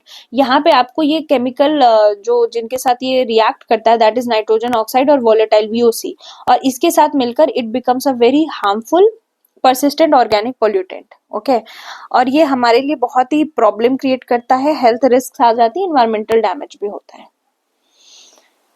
These were just something. Montreal Protocol already know, you guys already know. Kunming Montreal biodiversity framework किससे रिलेटेड है? तो बायोडाइवर्सिटी कंजर्वेशन से रिलेटेड है। National wild life health policy, again कि हम ऐसी एक health policy बना रहे हैं जिसको सेंट्रल जू अथॉरिटी लीड करेगा, जिसमें अलग अलग NGOs आएंगे, एकेडमिक इंस्टीट्यूशन आएंगे, जिसमें हम लोग national wild life health policy, मतलब वाइल्ड लाइफ के भी तो हेल्थ इश्यूज होते हैं, उनको फेस करने वाली चीजों के ऊपर एक पॉलिसी बनाएंगे। वन हेल्थ को ये प्रमोट करेगा। वन हेल्थ पॉलिसी में हमने पहले भी बात की थी, जिसमें हम प्लांट, ह्यूमंस, एनिमल, हम सबकी हेल्थ को साथ लेके चले, just not humans. Next we have SNT। SNT में आपको पता होना चाहिए कि एक मैसिव रेड सुपर जायंट मिला है जिसका नाम है मैगेलेनिक क्लाउड में लोकेटेड है and it's a satellite galaxy of Milky Way. बस इतना याद रखो, इट्स अ स्टार। ठीक है, नेक्स्ट मैगेलेनिक क्लाउड, इसके बारे में कुछ इन्फॉर्मेशन है कि ये मिल्की वे को ऑर्बिट करता है। यहाँ पे यंग स्टार्स मिलेंगे और ओल्डर स्टार्स भी मिलेंगे। 13 बिलियन अगो जो है ये कैप्चर हुआ था in the orbit by the milky way. Next we have mutation. तो देखो एक म्यूटेशन मिला है PB2E627K। ये ह्यूमन सैंपल्स में मिला जिनको H5N1 इन्फ्लुएंजा हुआ और जिनके पास बहुत सीवियर ये वाला इन्फ्लुएंजा हुआ उनमें ये वाला म्यूटेशन था। यानी कि ये जो एवियन इन्फ्लुएंजा है, बर्ड फ्लू जिसको बोलते हैं, H5N1 स्ट्रेन भी है, H9N2, दो स्ट्रेन है। इसमें अगर किसी को ज्यादा जो मतलब इंटेंसिटी वाली हो रही है तो उसके अंदर ये म्यूटेशन था। तो यू शुड नो कि हाँ इस तरह का mutation is related to bird flu वाली चीज। Then we have ballistic missile. This you can read it by yourself. Shock diamond, March diamond. This is आपके जो सुपरसोनिक स्पीड्स है ना उसमें एग्जॉस्ट से रिलीज होता है। Only when engine releases exhaust as supersonic speed, तो वहां पे शॉक डायमंड्स जो है अब इनको स्टडी किया जाएगा हाई स्पीड जेट और रॉकेट एक्सक्लूसिव पैटर्न से, और चेक किया जाएगा इनके लाइट और डार्क पैटर्न को। ठीक है। Then we have world AIDS day. World AIDS day important है, 1 दिसंबर को मनाया जाता है। और एड्स के बारे में जब हम बात करते हैं तो एड्स जो है it's an acquired immunodeficiency syndrome. HIV से होता है, ह्यूमन इम्यूनोडेफिशिएंसी वायरस की वजह से होता है। इसमें इम्यून सिस्टम को अटैक करता है HIV, और प्राइमरली हमारी CD4 सेल्स होती हैं। ठीक है, दीज आर साइटोकाइन। बस याद रखो कि दे प्रोटेक्ट अस, इतने से काम हो जाएगा। दे प्रोटेक्ट अस और इनको ही मार देती है और इस वजह से हमारी इम्यूनिटी वीक हो जाती है। तो HIV को ट्रीट करने के लिए we use anti retroviral therapy, क्योंकि HIV जो होता है ह्यूमन इम्यूनो डेफिशिएंसी वायरस बोलते हैं, एंड इट्स अ रेट्रोवायरस। ठीक है, HIV इज अ रेट्रोवायरस, इसीलिए जो हम लोग थेरेपी यूज करें it is anti retroviral therapy. Then we have marine carbon dioxide removal. तो आपको पता है हम लोग कोशिश करें कि ओशन बेस्ड प्रोसेसेस जो कि रिमूव करे CO2 को और लॉन्ग टर्म इसको स्टोर कर दे। दीज आर सर्टेन टेक्निक जो हम यूज करेंगे जिसमें ओशन अल्कलिनिटी एनहांसमेंट करेंगे। अल्कलाइन मतलब समथिंग दैट इज बेसिक। ठीक है, वाटर सॉल्युबल बेसिस को हम अल्कली बोलते हैं। Next we have HSP70। HSP70 का एक बहुत इंपॉर्टेंट रोल है प्रोटीन फोल्डिंग में, स्पेशली पार्किंसन और अल्जाइमर जैसी डिजीजेस। ये सारी आपको पता है, Parkinson and Alzheimer, this is related to, या specially Alzheimer's is a group of disease जिसमें इंसान जो है अपनी मेंटल जो थिंकिंग एबिलिटीज है उनको जो है उसकी नर्व्स वगैरह डैमेज हो जाती है अल्जाइमर में। पार्किंसंस में क्या होता है, यहाँ पे भी नर्वस डैमेज ही होता है। यहाँ पे क्या होता है, लेग्स वगैरह जो है वो शेक करने लग जाती है। एंड देन डिमेंशिया अगर किसी को हो गया अल्जाइमर में, that person starts forgetting stuff.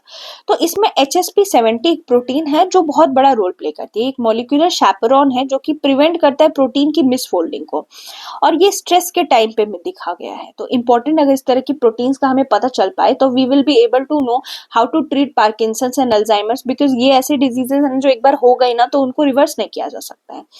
रूटाग initiative not important. GGU tau system, देखो GG टाउ ए सिस्टम एक यूनिक ट्रिपल स्टार सिस्टम है जो कि हमें एक नया इंसाइट देता है प्लैनेटरी फॉर्मेशन में। ये आपको 489 लाइट ईयर्स दूर है हमारे अर्थ से। आपको पता ही होगा जो हम यूनिवर्स के डिस्टेंस को मेजर करते हैं वो लाइट ईयर में मेजर करते हैं ना, लाइट ईयर में। प्लांट फॉर्मेशन में बहुत इंपॉर्टेंट रोल बताती है। अगर if we study this GG tau A system we'll know कि हमारा अर्ली प्लैनेट कैसे फॉर्म हुआ था। ये गैस और डस्ट डिस्क से सराउंडेड होती है। देन सुबारू टेलीस्कोप 8.2 मीटर का ऑप्टिकल इंफ्रारेड टेलीस्कोप है जो कि हवाई रीजन में लोकेटेड है। तो वन शुड नो कि चलो हाँ ठीक है, सुबारू हाई में क्या इसका रोल है। तो ये बहुत ही हाई प्रिसीजन ऑब्जर्वेशन टेलीस्कोप है। और टेलीस्कोप्स तो हम दूर की चीजें देख पाते हैं, ये वीक लाइट को भी कैप्चर कर सकता है जो 13.1 बिलियन लाइट ईयर दूर है। ठीक है, तो ये सारी चीजें हो गई। एक थोड़ी एक इंपॉर्टेंट चीज मैं आपको बता देती हूँ। जो लाइट ईयर होता है, ठीक है, आपको तो समझ में आ गया डिस्टेंस की यूनिट है क्योंकि हम इससे डिस्टेंस मेजर कर रहे हैं। तो इसका एक कई बार पूछ लेते हैं, आई थिंक UPSC तो नहीं बट स्टेट पीसीएस में they can ask 1 light year is बराबर कितना मीटर। तो it's equal to 9.46 into 10⁻15 metre. इतना सिर्फ एक लाइट ईयर होता है। तो सोचो 13.1 बिलियन लाइट ईयर कितना होगा, just do the maths. Then there is a radar, that is Voronezh radar। तो हम लोग कोशिश करें कि हम इसको रशिया से खरीदे। It's a Russian radar system और ये एक अर्ली वार्निंग सिस्टम है रशिया का, और मिसाइल डिफेंस सिस्टम है। हमें भी तो डिफेंड करना है खुद को, और ये missile early attack warning system है। हम इसको इंटीग्रेट कर देंगे तो ये 8000 किलोमीटर तक ट्रैक कर लेगा कोई भी मिसाइल। तो will be able to protect ourselves. Haemophilia A disease, ये जो है ना ये एक जेनेटिक डिसऑर्डर है। ये क्या करता है ना, ब्लड क्लॉटिंग इंपेयर करता है। यहाँ ब्लड ही क्लॉट नहीं, मान लो कि एक छोटा सा भी कट लग गया, फॉर एग्जाम्पल योर हैंड, छोटा सा भी हाथ में कट लग गया तो ब्लड फ्लो होता ही रहेगा। यूजुअली ब्लड क्लॉट कैसे होता है? Because of platelets. प्लेटलेट्स हमारे ब्लड को क्लॉट कराता है, बट जब किसी को हीमोफीलिया ए होता है तो उसको ब्लड क्लॉटिंग ही नहीं हो पाती, क्योंकि क्लॉटिंग फैक्टर्स नहीं बनते। और ये क्यों नहीं बनते? क्योंकि क्लॉटिंग फैक्टर 8 की डेफिशिएंसी हो जाती है। It's a genetic disorder, rare है, और ये सेक्स लिंक्ड रिसेसिव डिसऑर्डर है। सेक्स लिंक्ड रिसेसिव या फिर एक्स लिंक्ड रिसेसिव बोल देते हैं इसको, एक्स लिंक्ड रिसेसिव डिसऑर्डर। तो रिसेसिव होने की वजह से ना ये मेल में ज्यादा होता है। मतलब अगर मेल को होगा तो male get affected and they die. पहले जमाने में ये जो हीमोफीलिया ए है ना, इसको रॉयल फैमिली डिजीज भी बोलते थे।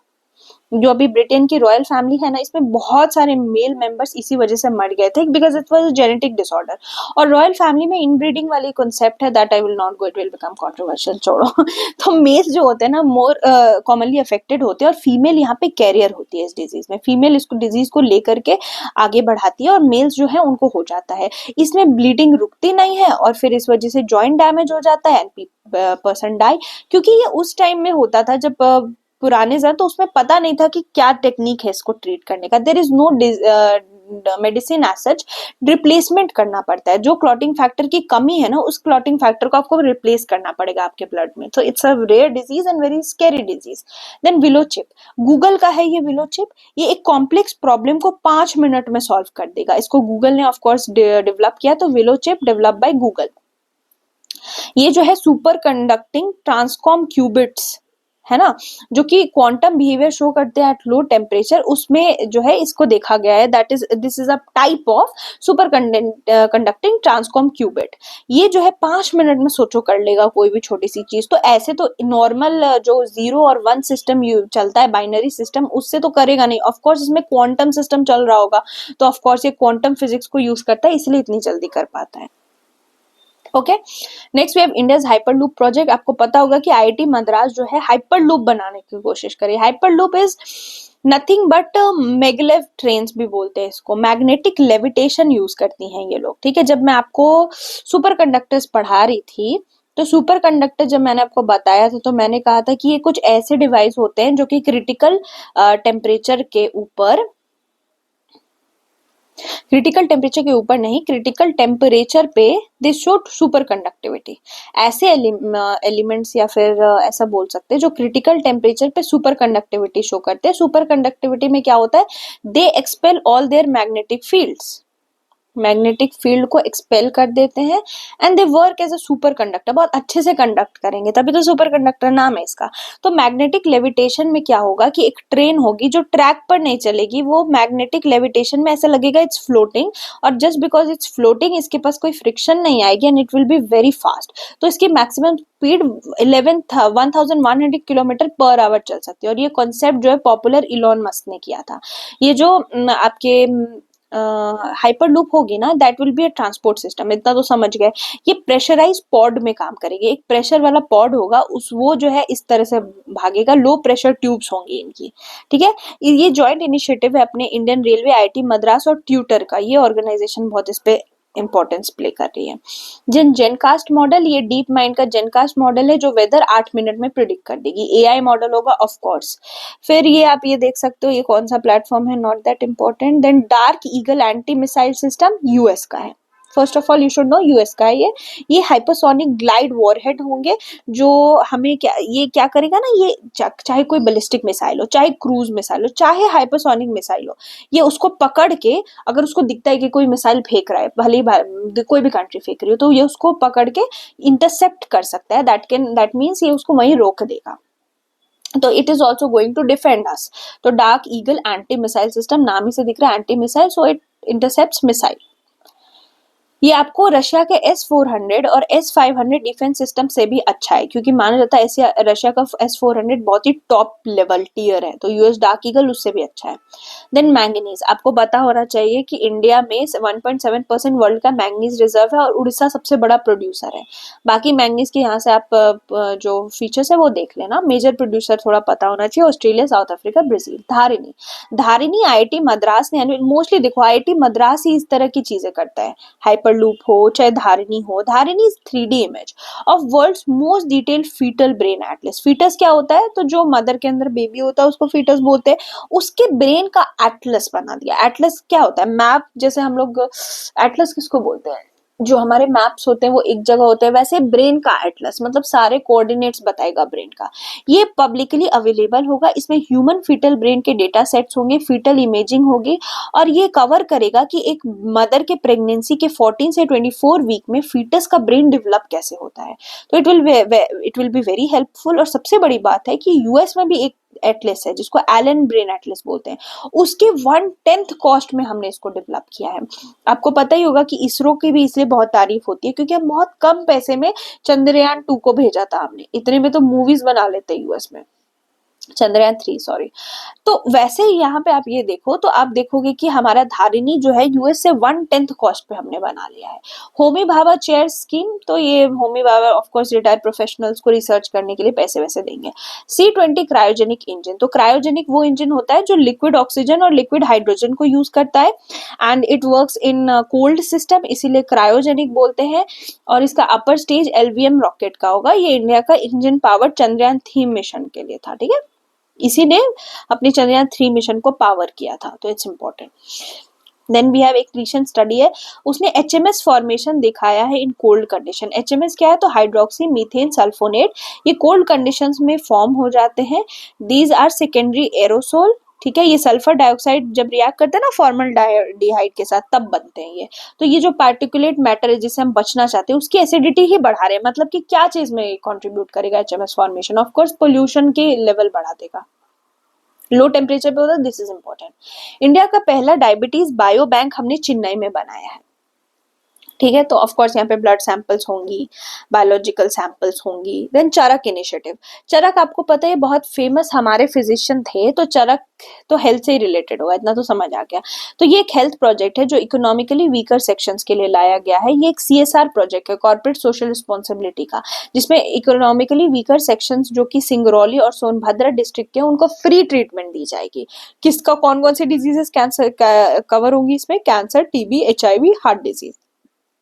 और ऑफ कोर्स जिनके 8 लाख से कम की एनुअल इनकम होगी वही तो उसको क्वालिफाई कर पाएंगे, बिकॉज EWS को देना है। Then POPs is persistent organic pollutant, इसको देखने के लिए कन्वेंशन बनी थी जिसका नाम था स्टॉकहोम कन्वेंशन। UNEP लीड करता है इस कन्वेंशन को, ठीक है। यहाँ पे POP कौन से और केमिकल्स होते हैं, ये ऐसे होते हैं ना जो बहुत लॉन्ग टर्म तक रहते हैं, तभी इसका नाम है परसिस्टेंट ऑर्गेनिक पोल्यूटेंट। ये लॉन्ग टर्म में क्या हमारे बॉडी के फैट में अक्यूमुलेट हो जाते हैं, इसलिए इसको बायो अक्यूमुलेशन कहते हैं, बायोलॉजिकली कंपोनेंट है और हेल्थ और एनवायरमेंट दोनों को रिस्क क्रिएट करते हैं। यहाँ से आप देख सकते हैं किस तरह से ह्यूमन एक्सपोजर हुआ, फूड, एनवायरमेंट, सबका एक साइकिल बन जाता है।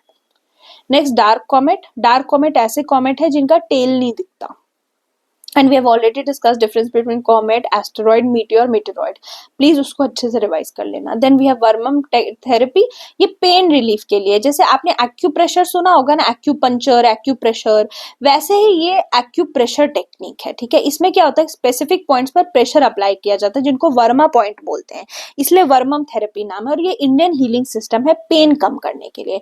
इसी तरह से एक एंशिएंट मार्शल आर्ट भी है जिसको वर्मा कलाई बोलते हैं, उससे बहुत ज्यादा क्लोजली रिलेटेड है। ये नॉन इन्वेसिव है, ऑफ कोर्स इसमें कुछ खून खराबा नहीं होता, it's just a pain free treatment. Then IRIS 2 programme secure connectivity के लिए है, मतलब आपको ब्रॉडबैंड स्पीड देने के लिए है। Next we have quantum satellite, तो इंडिया अपना एक नेशनल क्वांटम मिशन प्लान कर रहा है लॉन्च करने का, जिसमें हम क्वांटम सैटेलाइट को लॉन्च करेंगे 2 से 3 साल के अंदर। ये क्वांटम क्रिप्टोग्राफी यूज करेगा, जो सिक्योर हमारी ऐसी सैटेलाइट होगी ना तो जो सिक्योर कम्युनिकेशन करने में मदद करेगा।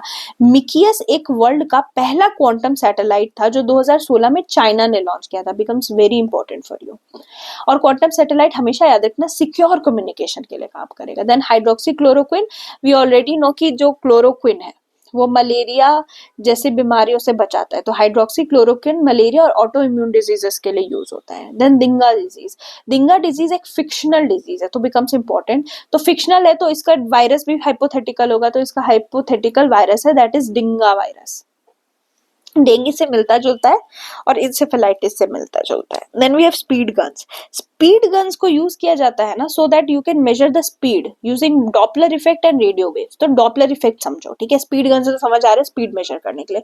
डॉपलर इफेक्ट में हम स्पीड कैलकुलेट करते हैं रिफ्लेक्टेड वेव्स की मदद से। मतलब अगर सीवी में अगर आपको पता करना है ना कि कितना डिस्टेंस है पानी के अंदर, तो you will send a wave, वो वेव जैसे रिफ्लेक्ट बैक करेगी ना उससे आप स्पीड मेजर करते हो, दैट इज डॉपलर इफेक्ट, ठीक है।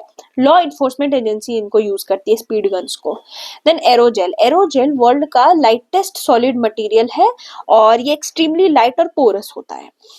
Next we have she STEM. She STEM जो है, स्टेम आपको ऑलरेडी पता है, science technology engineering mathematics. She STEM जो है वो अटल इनोवेशन मिशन और एम्बेसी ऑफ स्वीडन मिलकर होस्ट करेगी, जिसमें बैटरी टेक्नोलॉजी पे फोकस होगा और एनर्जी स्टोरेज पे, जिसको बेस्ट बोलते हैं, battery technology energy storage, BEST। ये विमेन का कॉन्ट्रीब्यूशन स्टेम में सेलिब्रेट करेगा। दैट्स इट, इतना जानने से हो जाएगा। सरत क्या है? तो SARAT is a search and secure aid tool जो कि हमारी सी ऑपरेशन रेस्क्यू ऑपरेशंस को हेल्प करेगा।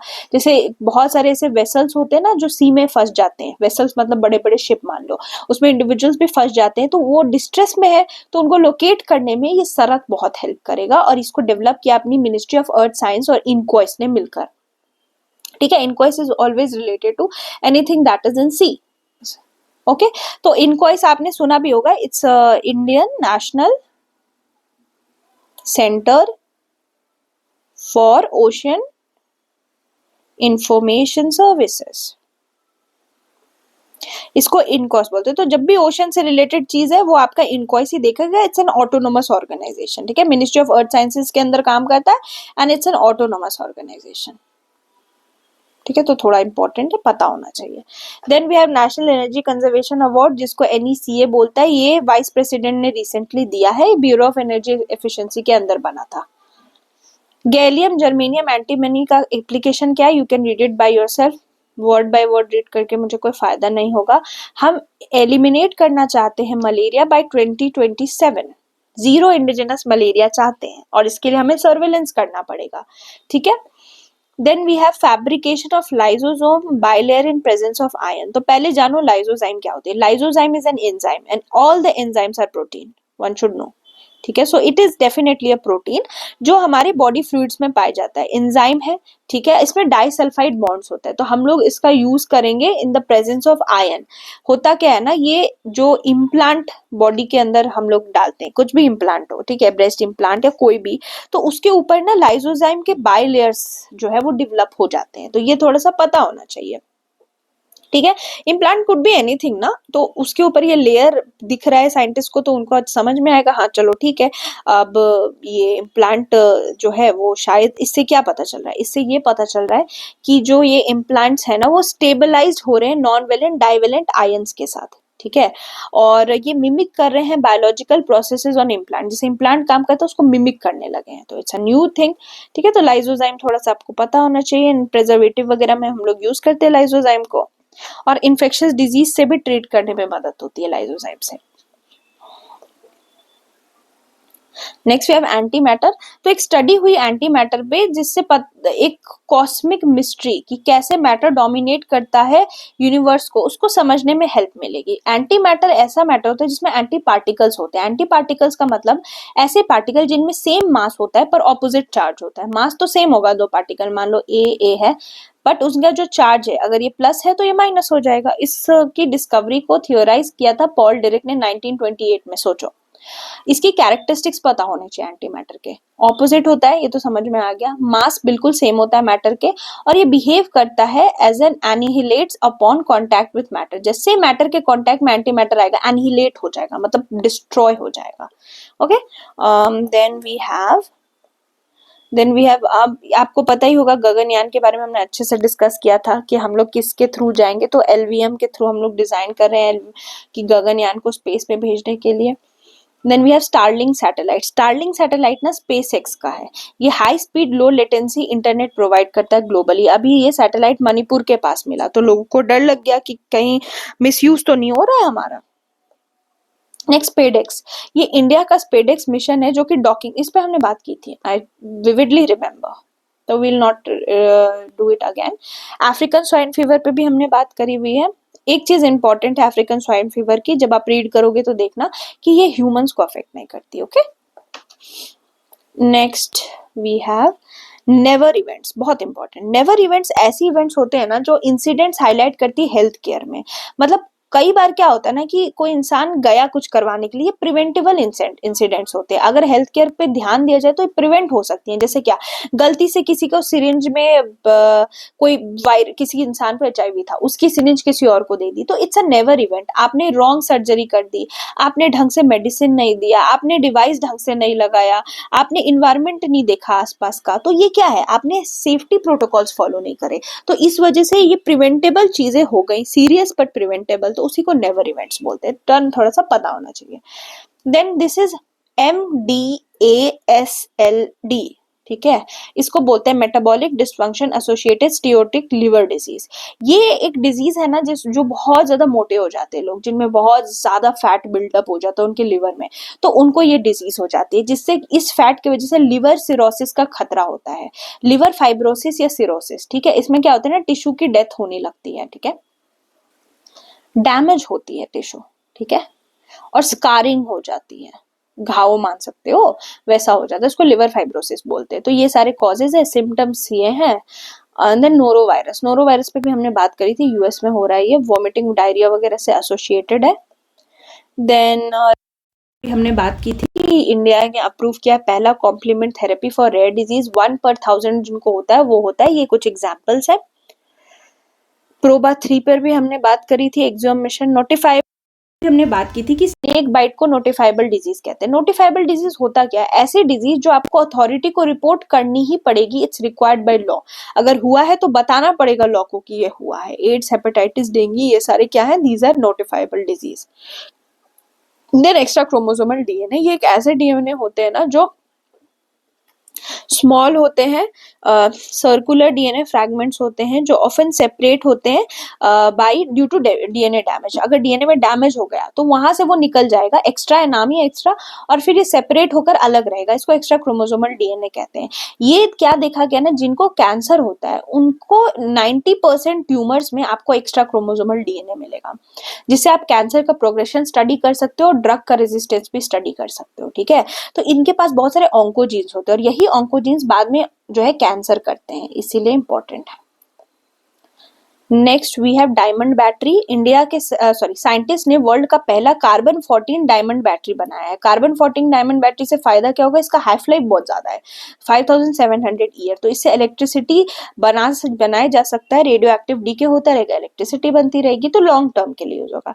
अपनी इंडियन नेशनल हाईवे नागपुर में बायो बिटुमिन यूज करके हाईवे बनाएगी। बायो बिटुमिन एक पेट्रोलियम फ्री ऑल्टरनेटिव है, जिसमें हम लोग बायोचार वगैरह यूज करते हैं। Next we have Pegasus spyware. देखो ये स्पाईवेयर है, पहले तो इतने से काम चल जाएगा। दूसरा ये करता क्या है, फिशिंग करता है, मतलब इंपॉर्टेंट जो सिक्योरिटी वाले डिवाइसेस हैं उनमें घुस के और उनके इंपॉर्टेंट जो भी इंफॉर्मेशन है अनऑथराइज एक्सेस लेके डिवाइस को कंट्रोल कर लेता है, और ये स्पाइंग करता है। इससे प्रिवेसी कंसर्न है। यूएस में भी बहुत सारे ऐसे जो हमारे पॉलिटिशियंस थे, जैसे राहुल गांधी हो गए, उसके अलावा बहुत सारे सीजीआईज थे, उनके फोन में ये पेगासस सॉफ्टवेयर मिला था, ताकि जो सेंसिटिव इन्फॉर्मेशन है वो लिया जा सके, इनफैक्ट यूएस में भी। तो it's a fishing device, okay, malware है।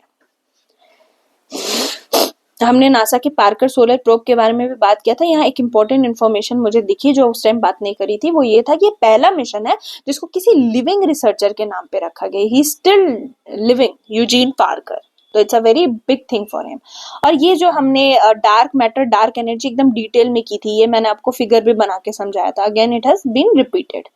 हिस्ट्री, आर्ट एंड कल्चर में कुछ अच्छे अच्छे चीजें हैं जिसमें मैं आपको बताती हूँ पढ़ना कैसे, ओके। जैसे रामप्पा टेम्पल है, ये यूनेस्को के वर्ल्ड हेरिटेज साइट का पार्ट है, तेलंगाना में है। ये जिन शिव जी का एक टेम्पल है जिसको ना काकतीय टाइम पे बनाया था, एक उन्हीं के स्कल्पचर थे जिनका नाम था रमप्पा, इसलिए इसको रमप्पा टेम्पल भी कहते हैं। बट क्वेश्चन ऐसा पूछा जा सकता है कि because it's also known as a 1000 pillar temple या रुद्रेश्वरा टेम्पल, तो आपको ये अल्टरनेट नाम याद रखने पड़ेंगे। और एक और चीज याद रखनी पड़ेगी कि इसमें सैंडबॉक्स टेक्निक यूज हुई थी, ठीक है। यूनिक है ये सैंडबॉक्स टेक्निक, क्योंकि इससे एक फाउंडेशन बनता है जो ग्रेनाइट और बसाल्ट पिलर्स का बना होता है। लोथल पे हम कई बार बात कर चुके हैं, तो इसीलिए लोथल की इंपॉर्टेंट चीजों को वापस से मैंने हाईलाइट कर दिया। आपको पता है हम मैरीटाइम सेंटर भी बनाने की, कॉम्प्लेक्स हेरिटेज कॉम्प्लेक्स बनाने की सोच रहे हैं यहाँ पे, तो आप वापस से रीड जरूर करना। इंटच जो है ना वो अवार्ड किया जाता है स्पेशल कंसल्टेटिव स्टेटस विद इकोसॉक, ठीक है। ये एक नॉट फॉर प्रॉफिट ऑर्गेनाइजेशन है, इतना काम का नहीं है। सी सुब्रमण्यम भारती, वेरी इंपॉर्टेंट। देखिए ये एक तमिल पोएट, फ्रीडम फाइटर और सोशल रिफॉर्मर है तमिलनाडु के। इनको महाकवि भारतीयार भी बोलते हैं। इन्होंने बहुत सारे बड़े बड़े जर्नल जैसे कि द हिंदू, बाला भारत के साथ काम किया है। And since he is a freedom fighter he is been associated with Aurobindo Ghosh, हम सब जानते हैं औरोबिंदो घोष को। उनकी जो आर्य जर्नल है और कर्म योगी पौंडीचेरी में, उनके साथ वो एसोसिएटेड थे। इनका मेजर वर्क बहुत इंपॉर्टेंट है। इन्होंने पंजलि संबथन, कनन पाटू, क्विल पाटू और योगा सूत्र और भगवत गीता को तमिल में ट्रांसलेट किया था। It's that's why he is known as a great poet, ठीक है। सी राजा गोपालाचारी, आपको पता ही है, वेरी इंपॉर्टेंट फ्रीडम फाइटर। इनको भारत रत्न 1954 में मिला था। He was a freedom fighter, statesman and he was also writer. ये गांधी जी से बहुत इंस्पायर्ड थे, इसीलिए आपको ना जो सी राजा गोपालाचारी हैं वो आपको दिखते हैं बहुत सारे इंपॉर्टेंट इवेंट्स में, जैसे कि सॉल्ट जो ब्रेक किया गया था उसमें भी आपको ये दिखे थे, रॉलेट एक्ट प्रोटेस्ट में दिखे थे, वाइकोम सत्याग्रह में दिखे थे। इन्होंने लीड भी किया था सॉल्ट सत्याग्रह को और 5 बार जेल जा चुके हैं। So very important person. सबसे इंपॉर्टेंट इसमें किस तरह के सवाल पूछे जाएंगे, they will frame a statement, एक पूरा वो दे देंगे, पैरा दे देंगे और फिर आपसे पूछेंगे he was jailed for 5 times and then they will ask you that he was elected to constituent assembly from Madras and he translated Mahabharata and Ramayana into English and he has also won Sahitya Academy Award.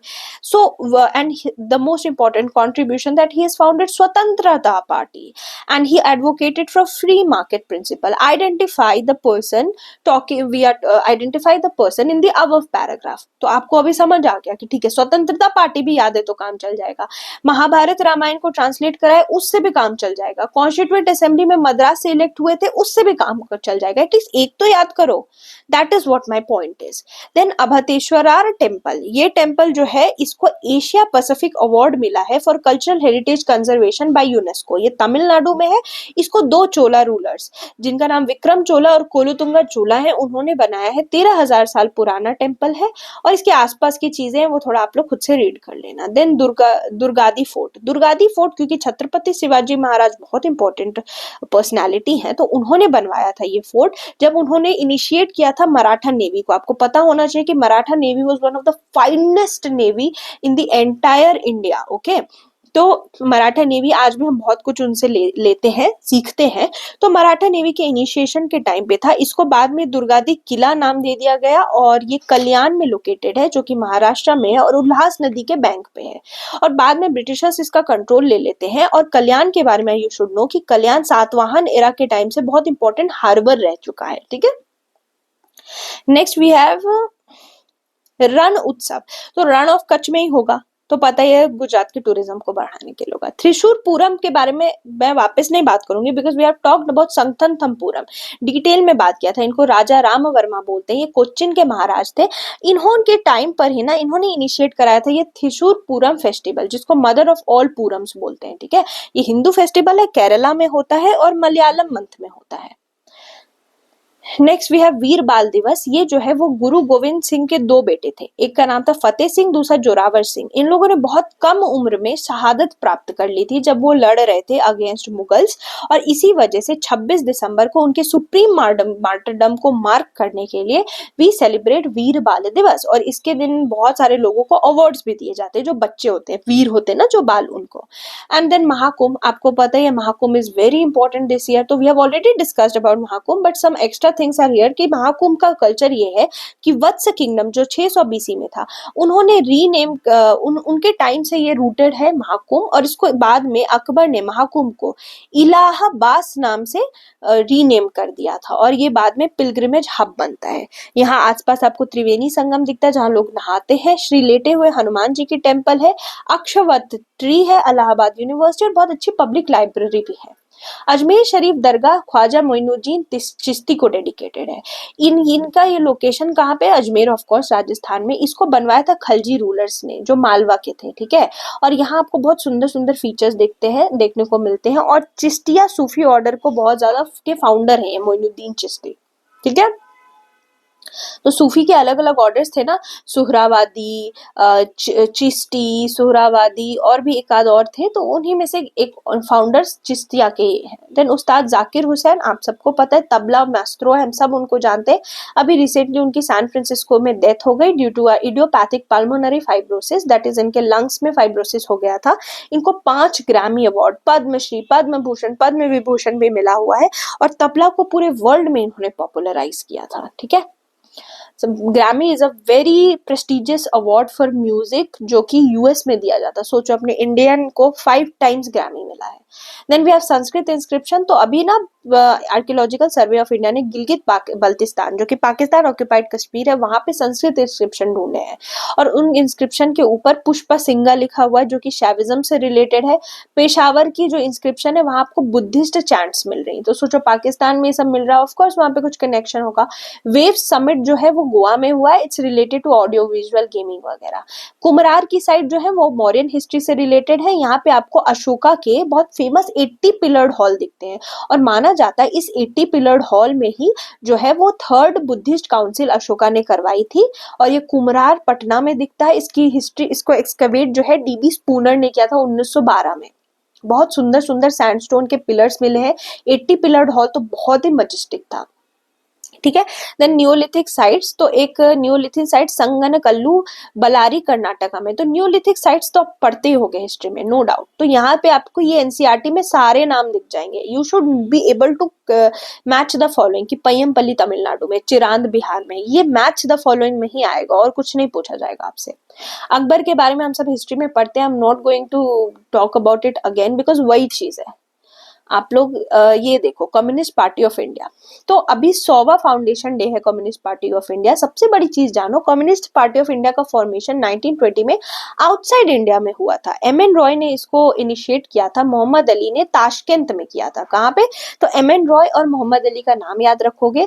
Tashkent में ये बनता है, ठीक है। वो Tashkent उस time Soviet union का part था, अभी तो अलग हो गया है उज्बेकिस्तान वगैरह वाले रीजन में, बट उस टाइम सोवियत का पार्ट था, ठीक है। और ये इन अक्टूबर रेवोल्यूशन हुआ था 1970 में, उससे इन्फ्लुएंस होकर इन्होंने कम्युनिस्ट पार्टी ऑफ इंडिया बनाया। बाद में इंडिया में 1925 में ये बनता है, ठीक है, 5 साल बाद कानपुर कम्युनिस्ट कॉन्फ्रेंस में।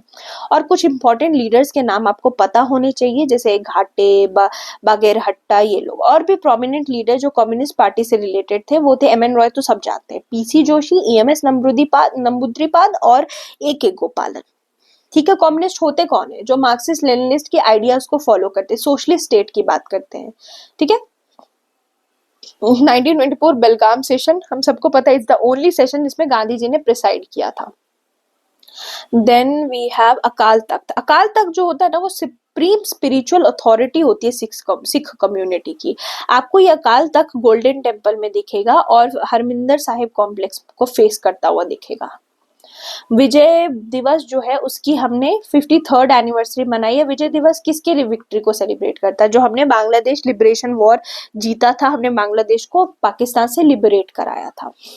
वरकाला क्लिफ कहाँ पे है? केरला में। दैट्स इट, इतना जानने से आपका काम हो जाएगा। दूसरी इंपॉर्टेंट चीज याद रखो, Varkala cliff is known as mini Goa, क्योंकि बहुत खूबसूरत है। और यहीं से श्री नारायण गुरु, जो बहुत ही इंपॉर्टेंट फ्रीडम फाइटर नहीं बोलेंगे इनको, इनको बोलेंगे reformist leader, social reformer, perfect word, he was a social reformer, ठीक है। इन्होंने अपनी इंक्लूजन की फिलॉसफी की, सबको इंक्लूड होना चाहिए, श्री नारायण गुरु ने सारे कम्युनिटी को साथ लाने की बात की थी, तो इसलिए इनका एक मूवमेंट भी है, श्री नारायण गुरु मूवमेंट, वो यहीं से स्टार्ट किया था, ठीक है। तो ये जियो हेरिटेज साइट है केरला का, Varkala cliff, important, very important, see how beautiful it is. Then cyclone Fengal Puducherry में आया था। सोम्बेरो गैलेक्सी जो है आपकी नासा की, मैंने आपको ऑलरेडी बताया, James Webb space telescope is one of the strongest telescope ever made. तो उसने सोम्बेरो गैलेक्सी को कैप्चर किया और देखा गया कि एक स्पाइरल गैलेक्सी थी जिसके बीच में एक कोर था और ब्रॉड रिम्ड हैट जैसा दिख रहा था। ये देखो हैट होती है ना, अगर इसी को मैं ऐसे कर दूं तो हैट बन जाएगा कि नहीं, सोच के देखो। तो ये हैट की रिम हुई ना, तो ब्रॉड रिम्ड हैट की तरह दिखता है सोम्बेरो गैलेक्सी। तो थोड़ा सा पता होना चाहिए आपको। नास्का क्लिफ जो है आपको पेरू में दिखेगी, लीमा में।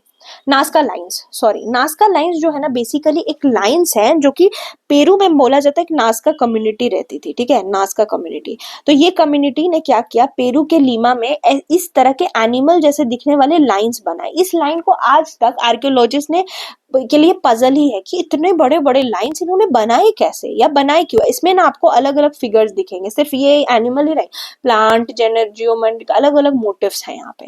देन लेक इफेक्ट स्नो, तो जो ग्रेट लेक्स है ना, यूएस में 5 ग्रेट लेक्स हैं, ठीक है, जिसमें आपका आता है सुपीरियर, मिचिगन, ओंटारियो, ईरी और ह्यूरन, ठीक है। ये जो 5 ग्रेट लेक्स है ना, वहां पे बहुत ज्यादा स्नोफॉल हुआ, तो इसको लेक इफेक्ट स्नो बोल रहे हैं, ठीक है, कि लेक में कैसे स्नोइंग हो गई। ये इस वजह से हुआ ना कि कनाडा में जो स्नो थी, स्नोई एयर थी, वो इस साइड आ गई और यहाँ पे स्नोफॉल हो गया। ओके, तो यही वाली चीज, इसके बारे में नीचे भी इन लोगों ने बात किया। उससे पहले ट्राइब्स देख लो। थिके ट्राइब आपको कहाँ दिखती है, नागालैंड में। और ये जो है हॉर्नबिल फेस्टिवल के टाइम देखें तो ऑफकोर्स नागालैंड में हॉर्नबिल फेस्टिवल होता है, तो you'll be able to relate. Then इनके फेस्टिवल का भी नाम आप चेक कर लेना, होमोजुलिनेंसिस। तो देखो आपको पता होगा एक डेनिसोवान आ चुका है यूपीएससी में कि व्हाट इज डेनिसोवान। तो वैसे ही होमोजुलिनेंसिस एक न्यू स्पीसी ह्यूमन की है जो आइडेंटिफाई की गई है ईस्टर्न एशिया में। इनके पास बहुत बड़ा हेड था, इसलिए इनको बिग हेड पीपल नाम दे दिया गया है, ठीक है। उसके अलावा ये एंसेस्ट्री डेनिसोवन जो यूपीएससी का पीवाईक्यू है, नेंडरथल और होमोसेपियन से एंसेस्ट्री शेयर करते हैं। अंगामी ट्राइब भी नागालैंड की ही है, ठीक है। नोवा जो है वो एक ट्रांजिएंट इवेंट है बाइनरी स्टार सिस्टम में। नोवा इज बेसिकली अचानक से लाइट का बर्स्ट हो जाना और बाइनरी स्टार सिस्टम में दिखता है। लेक स्नो इफेक्ट जो मैंने आपको बताया, कोल्ड एयर कनाडा से आ रही है और इस वजह से लेक स्नो इफेक्ट हुआ। इंडिया में कॉपर शॉर्टेज हम लोग फेस कर रहे हैं, ठीक है। तो कॉपर इंडिया में मिलता कहाँ है, तो हमारे एमपी में मलांचखंड माइन है जो कि लार्जेस्ट माइन है जो हमें कॉपर देता है। और कॉपर की ऑलरेडी नो बहुत इंपॉर्टेंट, चाहे इलेक्ट्रॉनिक्स में हो, कोरोजन इंडस्ट्रीज में हो, तो इसकी हमें अभी स्कैरसिटी हो गई है। नेक्स्ट कोल्ड वेव, तो जैसे हीट वेव पता होना चाहिए ना कि कब हीट वेव कंडीशंस होती है हिली एरिया में एंड देन प्लेन एरिया में, वैसे कोल्ड वेव भी पता होना चाहिए। जब प्लेन्स में 10 डिग्री से कम टेम्परेचर चला जाए तो then it's cold wave in plain, और हिली एरियाज में जब 4.5 से भी नीचे चला जाए then it's a cold wave, ठीक है। हाइड्रोथर्मल वेंट जो होता है ना, वो होता क्या है, अंडर वाटर स्प्रिंग सिस्टम होता है। जब मैग्मा आपके सी फ्लोर पे आ जाए और अचानक से गर्म पानी का हॉट स्प्रिंग निकले तो that is known as hydrothermal vent. तो इंडियन ओशन ग्राफर्स ने अपने इंडियन ओशन के अंदर एक्टिव हाइड्रोथर्मल वेंट देखा है जो 4500 मीटर नीचे है इंडियन ओशन के। तो अपने समझ में आ गया, चलो हाँ, अपना भी हाइड्रोथर्मल वेंट है, बहुत गर्म पानी आता है यहाँ से। Next we have Andromeda galaxy, closest galaxy है मिल्की वे गैलेक्सी, इसको मेसियर 31 या M31 भी बोलते हैं। Next we have Birhor tribe, ये झारखंड में मिलती है। इनके बारे में इंफॉर्मेशन याद रखो, बिरहोर लैंग्वेज बोलते हैं और एनिमिज्म और हिंदुइज्म दोनों मिक्स फॉलो करते हैं। वैसे ही एक और ट्राइब है दैट इज खियामुन्नंग ट्राइब, ये नागालैंड में मिलती है। आपको नागालैंड से 3 ट्राइब दिखी, राइट। वैसे संता आना विंड सदर्न कैलिफोर्निया में बहते हैं। ड्राई वार्म विंड्स है जो डेजर्ट से आते हैं कैलिफोर्निया में, ठीक है, तो बहुत गर्म हो गए। एले वेले में भी बहते हैं। बाइगा ट्राइब इंपॉर्टेंट ट्राइब है क्योंकि इनके बहुत सुंदर टैटूइंग कॉन्सेप्ट है। ये बाइगा ट्राइब आपको एमपी, झारखंड, बिहार, मतलब बहुत लॉन्ग रेंज है बाइगा ट्राइब की। सेमी नोमैडिक है, slash and burn cultivation follow करती थी। तो इसका मैं आपको पिक्चर दिखाती हूँ, जो बाइगा ट्राइब्स जो टैटूइंग करती है, देखिए कितना ब्यूटीफुल है। ये बाइगा ट्राइब की टैटूइंग ट्रेडिशन है, बहुत इलैबोरेट टैटूइंग करते हैं ये लोग। नेक्स्ट साइक्लोन चीडो, तो बस देख लेना, साइक्लोन चीडो मयोते में आया है इंडियन ओशन के, and Mayotte is in Mozambique Channel. और ये एक बेसिकली आइलैंड है जिसमें ग्रांड टेरे और पीटरे टेरे है। फ्रेंच इनका ऑफिशियल लैंग्वेज है। तो मेडागास्कर यहाँ दिख रहा है आपको, ये मोजाम्बिक दिख रहा है, यहाँ पे आपको मयोते दिखेगा, यहीं पे चीडो आया था। Next we have Sagar island, ये आपका कहाँ पे है, तो ये आपका वेस्ट बंगाल में है, ये हुगली नदी के माउथ पे है वेस्ट बंगाल में, और ये क्लाइडेस आइलैंड है सुंदरबन आर्किपेलागो में, यहाँ पे गंगा सागर मेला होता है। तो इम्पोर्टेंट चीज यहाँ ये जानने वाली है ना कि गंगा सागर मेला जो है वो अपने कुंभ के बाद सेकेंड लॉन्गेस्ट कॉन्ग्रीगेशन है ह्यूमंस का, जहाँ पे सेकेंड सबसे ज्यादा ह्यूमंस आते हैं। और यहाँ के जो लोग हैं वो कपिल मुनि के पहले नहा लेंगे इस वाले गंगा सागर सागर आइलैंड में, और नहाकर कपिल मुनि के टेम्पल में जाते हैं, ठीक है। तो वही इंपॉर्टेंट चीज है आप लोगों के लिए जानना। देन आर्किया, हमारा जो बैक्टीरिया है, बैक्टीरिया को भी दो पार्ट में डिवाइड किया जाता है, आर्किया एंड यूकैरिया। तो आर्किया जो होते हैं ना, सॉरी, बैक्टीरिया कॉमन इंसिस्टेंस से आर्किया निकलता है, ठीक है, आर्किया और यूकैरिया। तो आर्किया जो होते हैं वो माइक्रो ऑर्गेनिज्म है जो वेस्ट वाटर ट्रीटमेंट के लिए हम लोग यूज कर सकते हैं, हाइड्रोथर्मल वेंट वगैरह में मिलते हैं। Let me show you this Ganga Sagar lake. See this is your Ganga Sagar island, so beautiful right. यहीं पे नहाएंगे एंड देन उसके बाद जाकर ये आपको वहां पर पूजा करेंगे कपिल मुनि के टेम्पल में। Then Asian ocean anoxic event, तो उसमें हमने बात कर लिया था कि अचानक से ऑक्सीजन की डिप्लीशन हो जाना जापान में देखा गया। गोलन हाइट्स आप लोग बार बार पढ़ते हो, we have already discussed human evolution and migration. ये भी वही सेम चीज है कि ह्यूमन इवॉल्व किए थे। Rapid expansion of Himalayan glacier lakes बढ़ रही हैं। ये याद रखो 90 ईस्ट रिज जो है हमारा एक मूविंग हॉटस्पॉट है जो कि आपको मिला है इंडियन बे ऑफ बंगाल वाले रीजन में। तो ये मिड ओशनिक रीज है। मिड ओशनिक रीज कब बनता है ना, जब दो प्लेट्स जो है वो डाइवर्ज कर रही होती हैं, तो डाइवर्जेंट बाउंड्री पे मिड ओशनिक रिज बनता है, ठीक है, दो पार्ट में डिवाइड हो जाती है, तो बीच से ऐसे रिज पहाड़ बनने शुरू होते हैं जिसको मिड ओशनिक रिज बोलते हैं, ठीक है। तो वो अपना इधर भी दिखा है, बे ऑफ बंगाल में 90 ईस्ट रिज बोल रहे हैं। बिग बैंग थ्योरी को चैलेंज करने के लिए हमारे James Webb space Webb telescope ने एक फुल्ली फॉर्म गैलेक्सी देखी, और वो चैलेंज करता है हमारी बिग बैंग थ्योरी को। बिग बैंग थ्योरी क्या कहता है कि हमारी अर्थ जो है वो एक बार बिग बैंग हुआ, उसी से पूरा यूनिवर्स बना। Then we have India's ancient water harvest system, जिसको कुंभम टैंक बोल रहे हैं आंध्र प्रदेश में। बस याद रखो कुंभम इज इन आंध्र प्रदेश। और डिफेंस में ये सारे exercise we have already discussed कि अग्नि वॉरियर इंडिया सिंगापुर के बीच में संबंध प्रोजेक्ट जो है, it's about connecting families of lost soldiers lost in non operational circumstances. अगर किसी सोल्जर्स को की फैमिली में उनकी डेथ हो जाती है तो उनकी फैमिलीज को कनेक्ट करने के लिए प्रोजेक्ट संबंध है। देन वी हैव एक्सरसाइज हरिमू शक्ति, ये मलेशिया के साथ हम करते हैं। देन INS त्रिशूल जो है वो हमारा एक मिसाइल है जो कि रशिया में बना है, स्लीथ गाइडेड मिसाइल फ्रिगेट है। INS निर्देशक जो है it's a second vessel of Indian Navy. Surya Kiran हम लोग नेपाल के साथ करते हैं। ये ऐसे याद रखना होगा किसके साथ करते हैं, बिकॉज इतना डिटेल में यूपीएससी जाती नहीं और इसी स्टेटमेंट्स में गेम खेलती है। And then we have Kisan Kavach, ये फुल बॉडी प्रोटेक्शन देगा against harmful pesticide about 2 years। तो कवच ये मत समझ लेना कि इट्स सम आर्मर और something, no, it's just protection against harmful pesticides, ठीक है। लाइफ स्पैन इसकी 2 साल की होगी। देन इंडिया मलेशिया हरिमू शक्ति हमने देख ही लिया, इंडिया मलेशिया की है। नेक्स्ट कुछ इम्पोर्टेंट है आपके लिए, राफेल में आपको पता ही है कि हम जो है फ्रांस से लेते हैं राफेल, तो ये तो बहुत ही न्यूज़ में रहता है। NIA हम सब ने डिस्कस भी किया था कि 26/11 के बाद ये ऑर्गेनाइजेशन बनती है। देन टेररिज्म रोकने के लिए स्मगलिंग रिपोर्ट आप रीड कर सकते हो, मैंने हाईलाइट कर दिया जो इम्पोर्टेंट है। Next we have United Nation Peace Keeping Commission, तो इंडिया इसको चेयर कर रहा है, वापस से री इलेक्ट हो गया है। एंड नक्सलिज्म को हम लोग कम करना चाहते हैं, red corridor is related to naxalism. SSB is a part of Central Arm Police Force, ये आपके जो है वो भूटान और नेपाल के बॉर्डर को गार्ड करती है। उसकी 61st रेजिंग डे हुई है सिलीगुड़ी कॉरिडोर में और होम मिनिस्टर जी ने इसको अटेंड करा था। सिप्री रिपोर्ट किस चीज के ऊपर होती है, तो जो भी हमारे आर्म्स प्रोडक्शन है, तो सिप्री ने अपने 3 इंडियन फर्म्स को टॉप 100 ग्लोबल आर्म्स प्रोड्यूसर में दिया, और आपने डेफिनेटली नाम सुना होगा। One is Hindustan Aeronautics Limited, तीसरा है Bharat Electronics Limited and Mazagon Docks, ठीक है। उसके बाद माओइस्ट टेंडेंसी वाली चीज तो हमने पढ़ी ली। मैरीटाइम रेस्क्यू कोऑर्डिनेशन सेंटर्स बनेंगे जो कि अपने इंडियन कोस्ट गार्ड जो थे, पाकिस्तान के एजेंसी के साथ इन्होंने मिलकर एक इंडियन वेसल जो कि डूब गया था उसके 12 क्रू मेंबर्स को बचाया, ठीक है। It's a very good thing that you should know. Erasmus prize जो है वो अमिताभ घोष को मिला है और ये कल्चर सोसाइटी कंट्रीब्यूशन के लिए मिलता है। National council for vocational education and training, बहुत इंपॉर्टेंट आपके लिए ये है। इस वाली चीज में पहले ही बता देती हूँ कि आपको लग रहा होगा वोकेशन है तो मिनिस्ट्री ऑफ एजुकेशन का रोल होगा, बट नो, ये मिनिस्ट्री ऑफ स्किल डेवलपमेंट और एंटरप्रेन्योरशिप ने एस्टैब्लिश किया। Excuse me. Indira Gandhi Peace Prize इस बार ये पुरानी चिलियन प्रेसिडेंट मिशेल बैचेलेट को मिला है। ये पीस, डिसआर्मामेंट और डेवलपमेंट के लिए मिलता है। ऐसे लोग जो पीस को बढ़ाते हैं, ठीक है, ऐसे इंडिविजुअल या ऑर्गेनाइजेशन को भी मिलता है, ऐसा नहीं सिर्फ इंडिविजुअल को मिलेगा।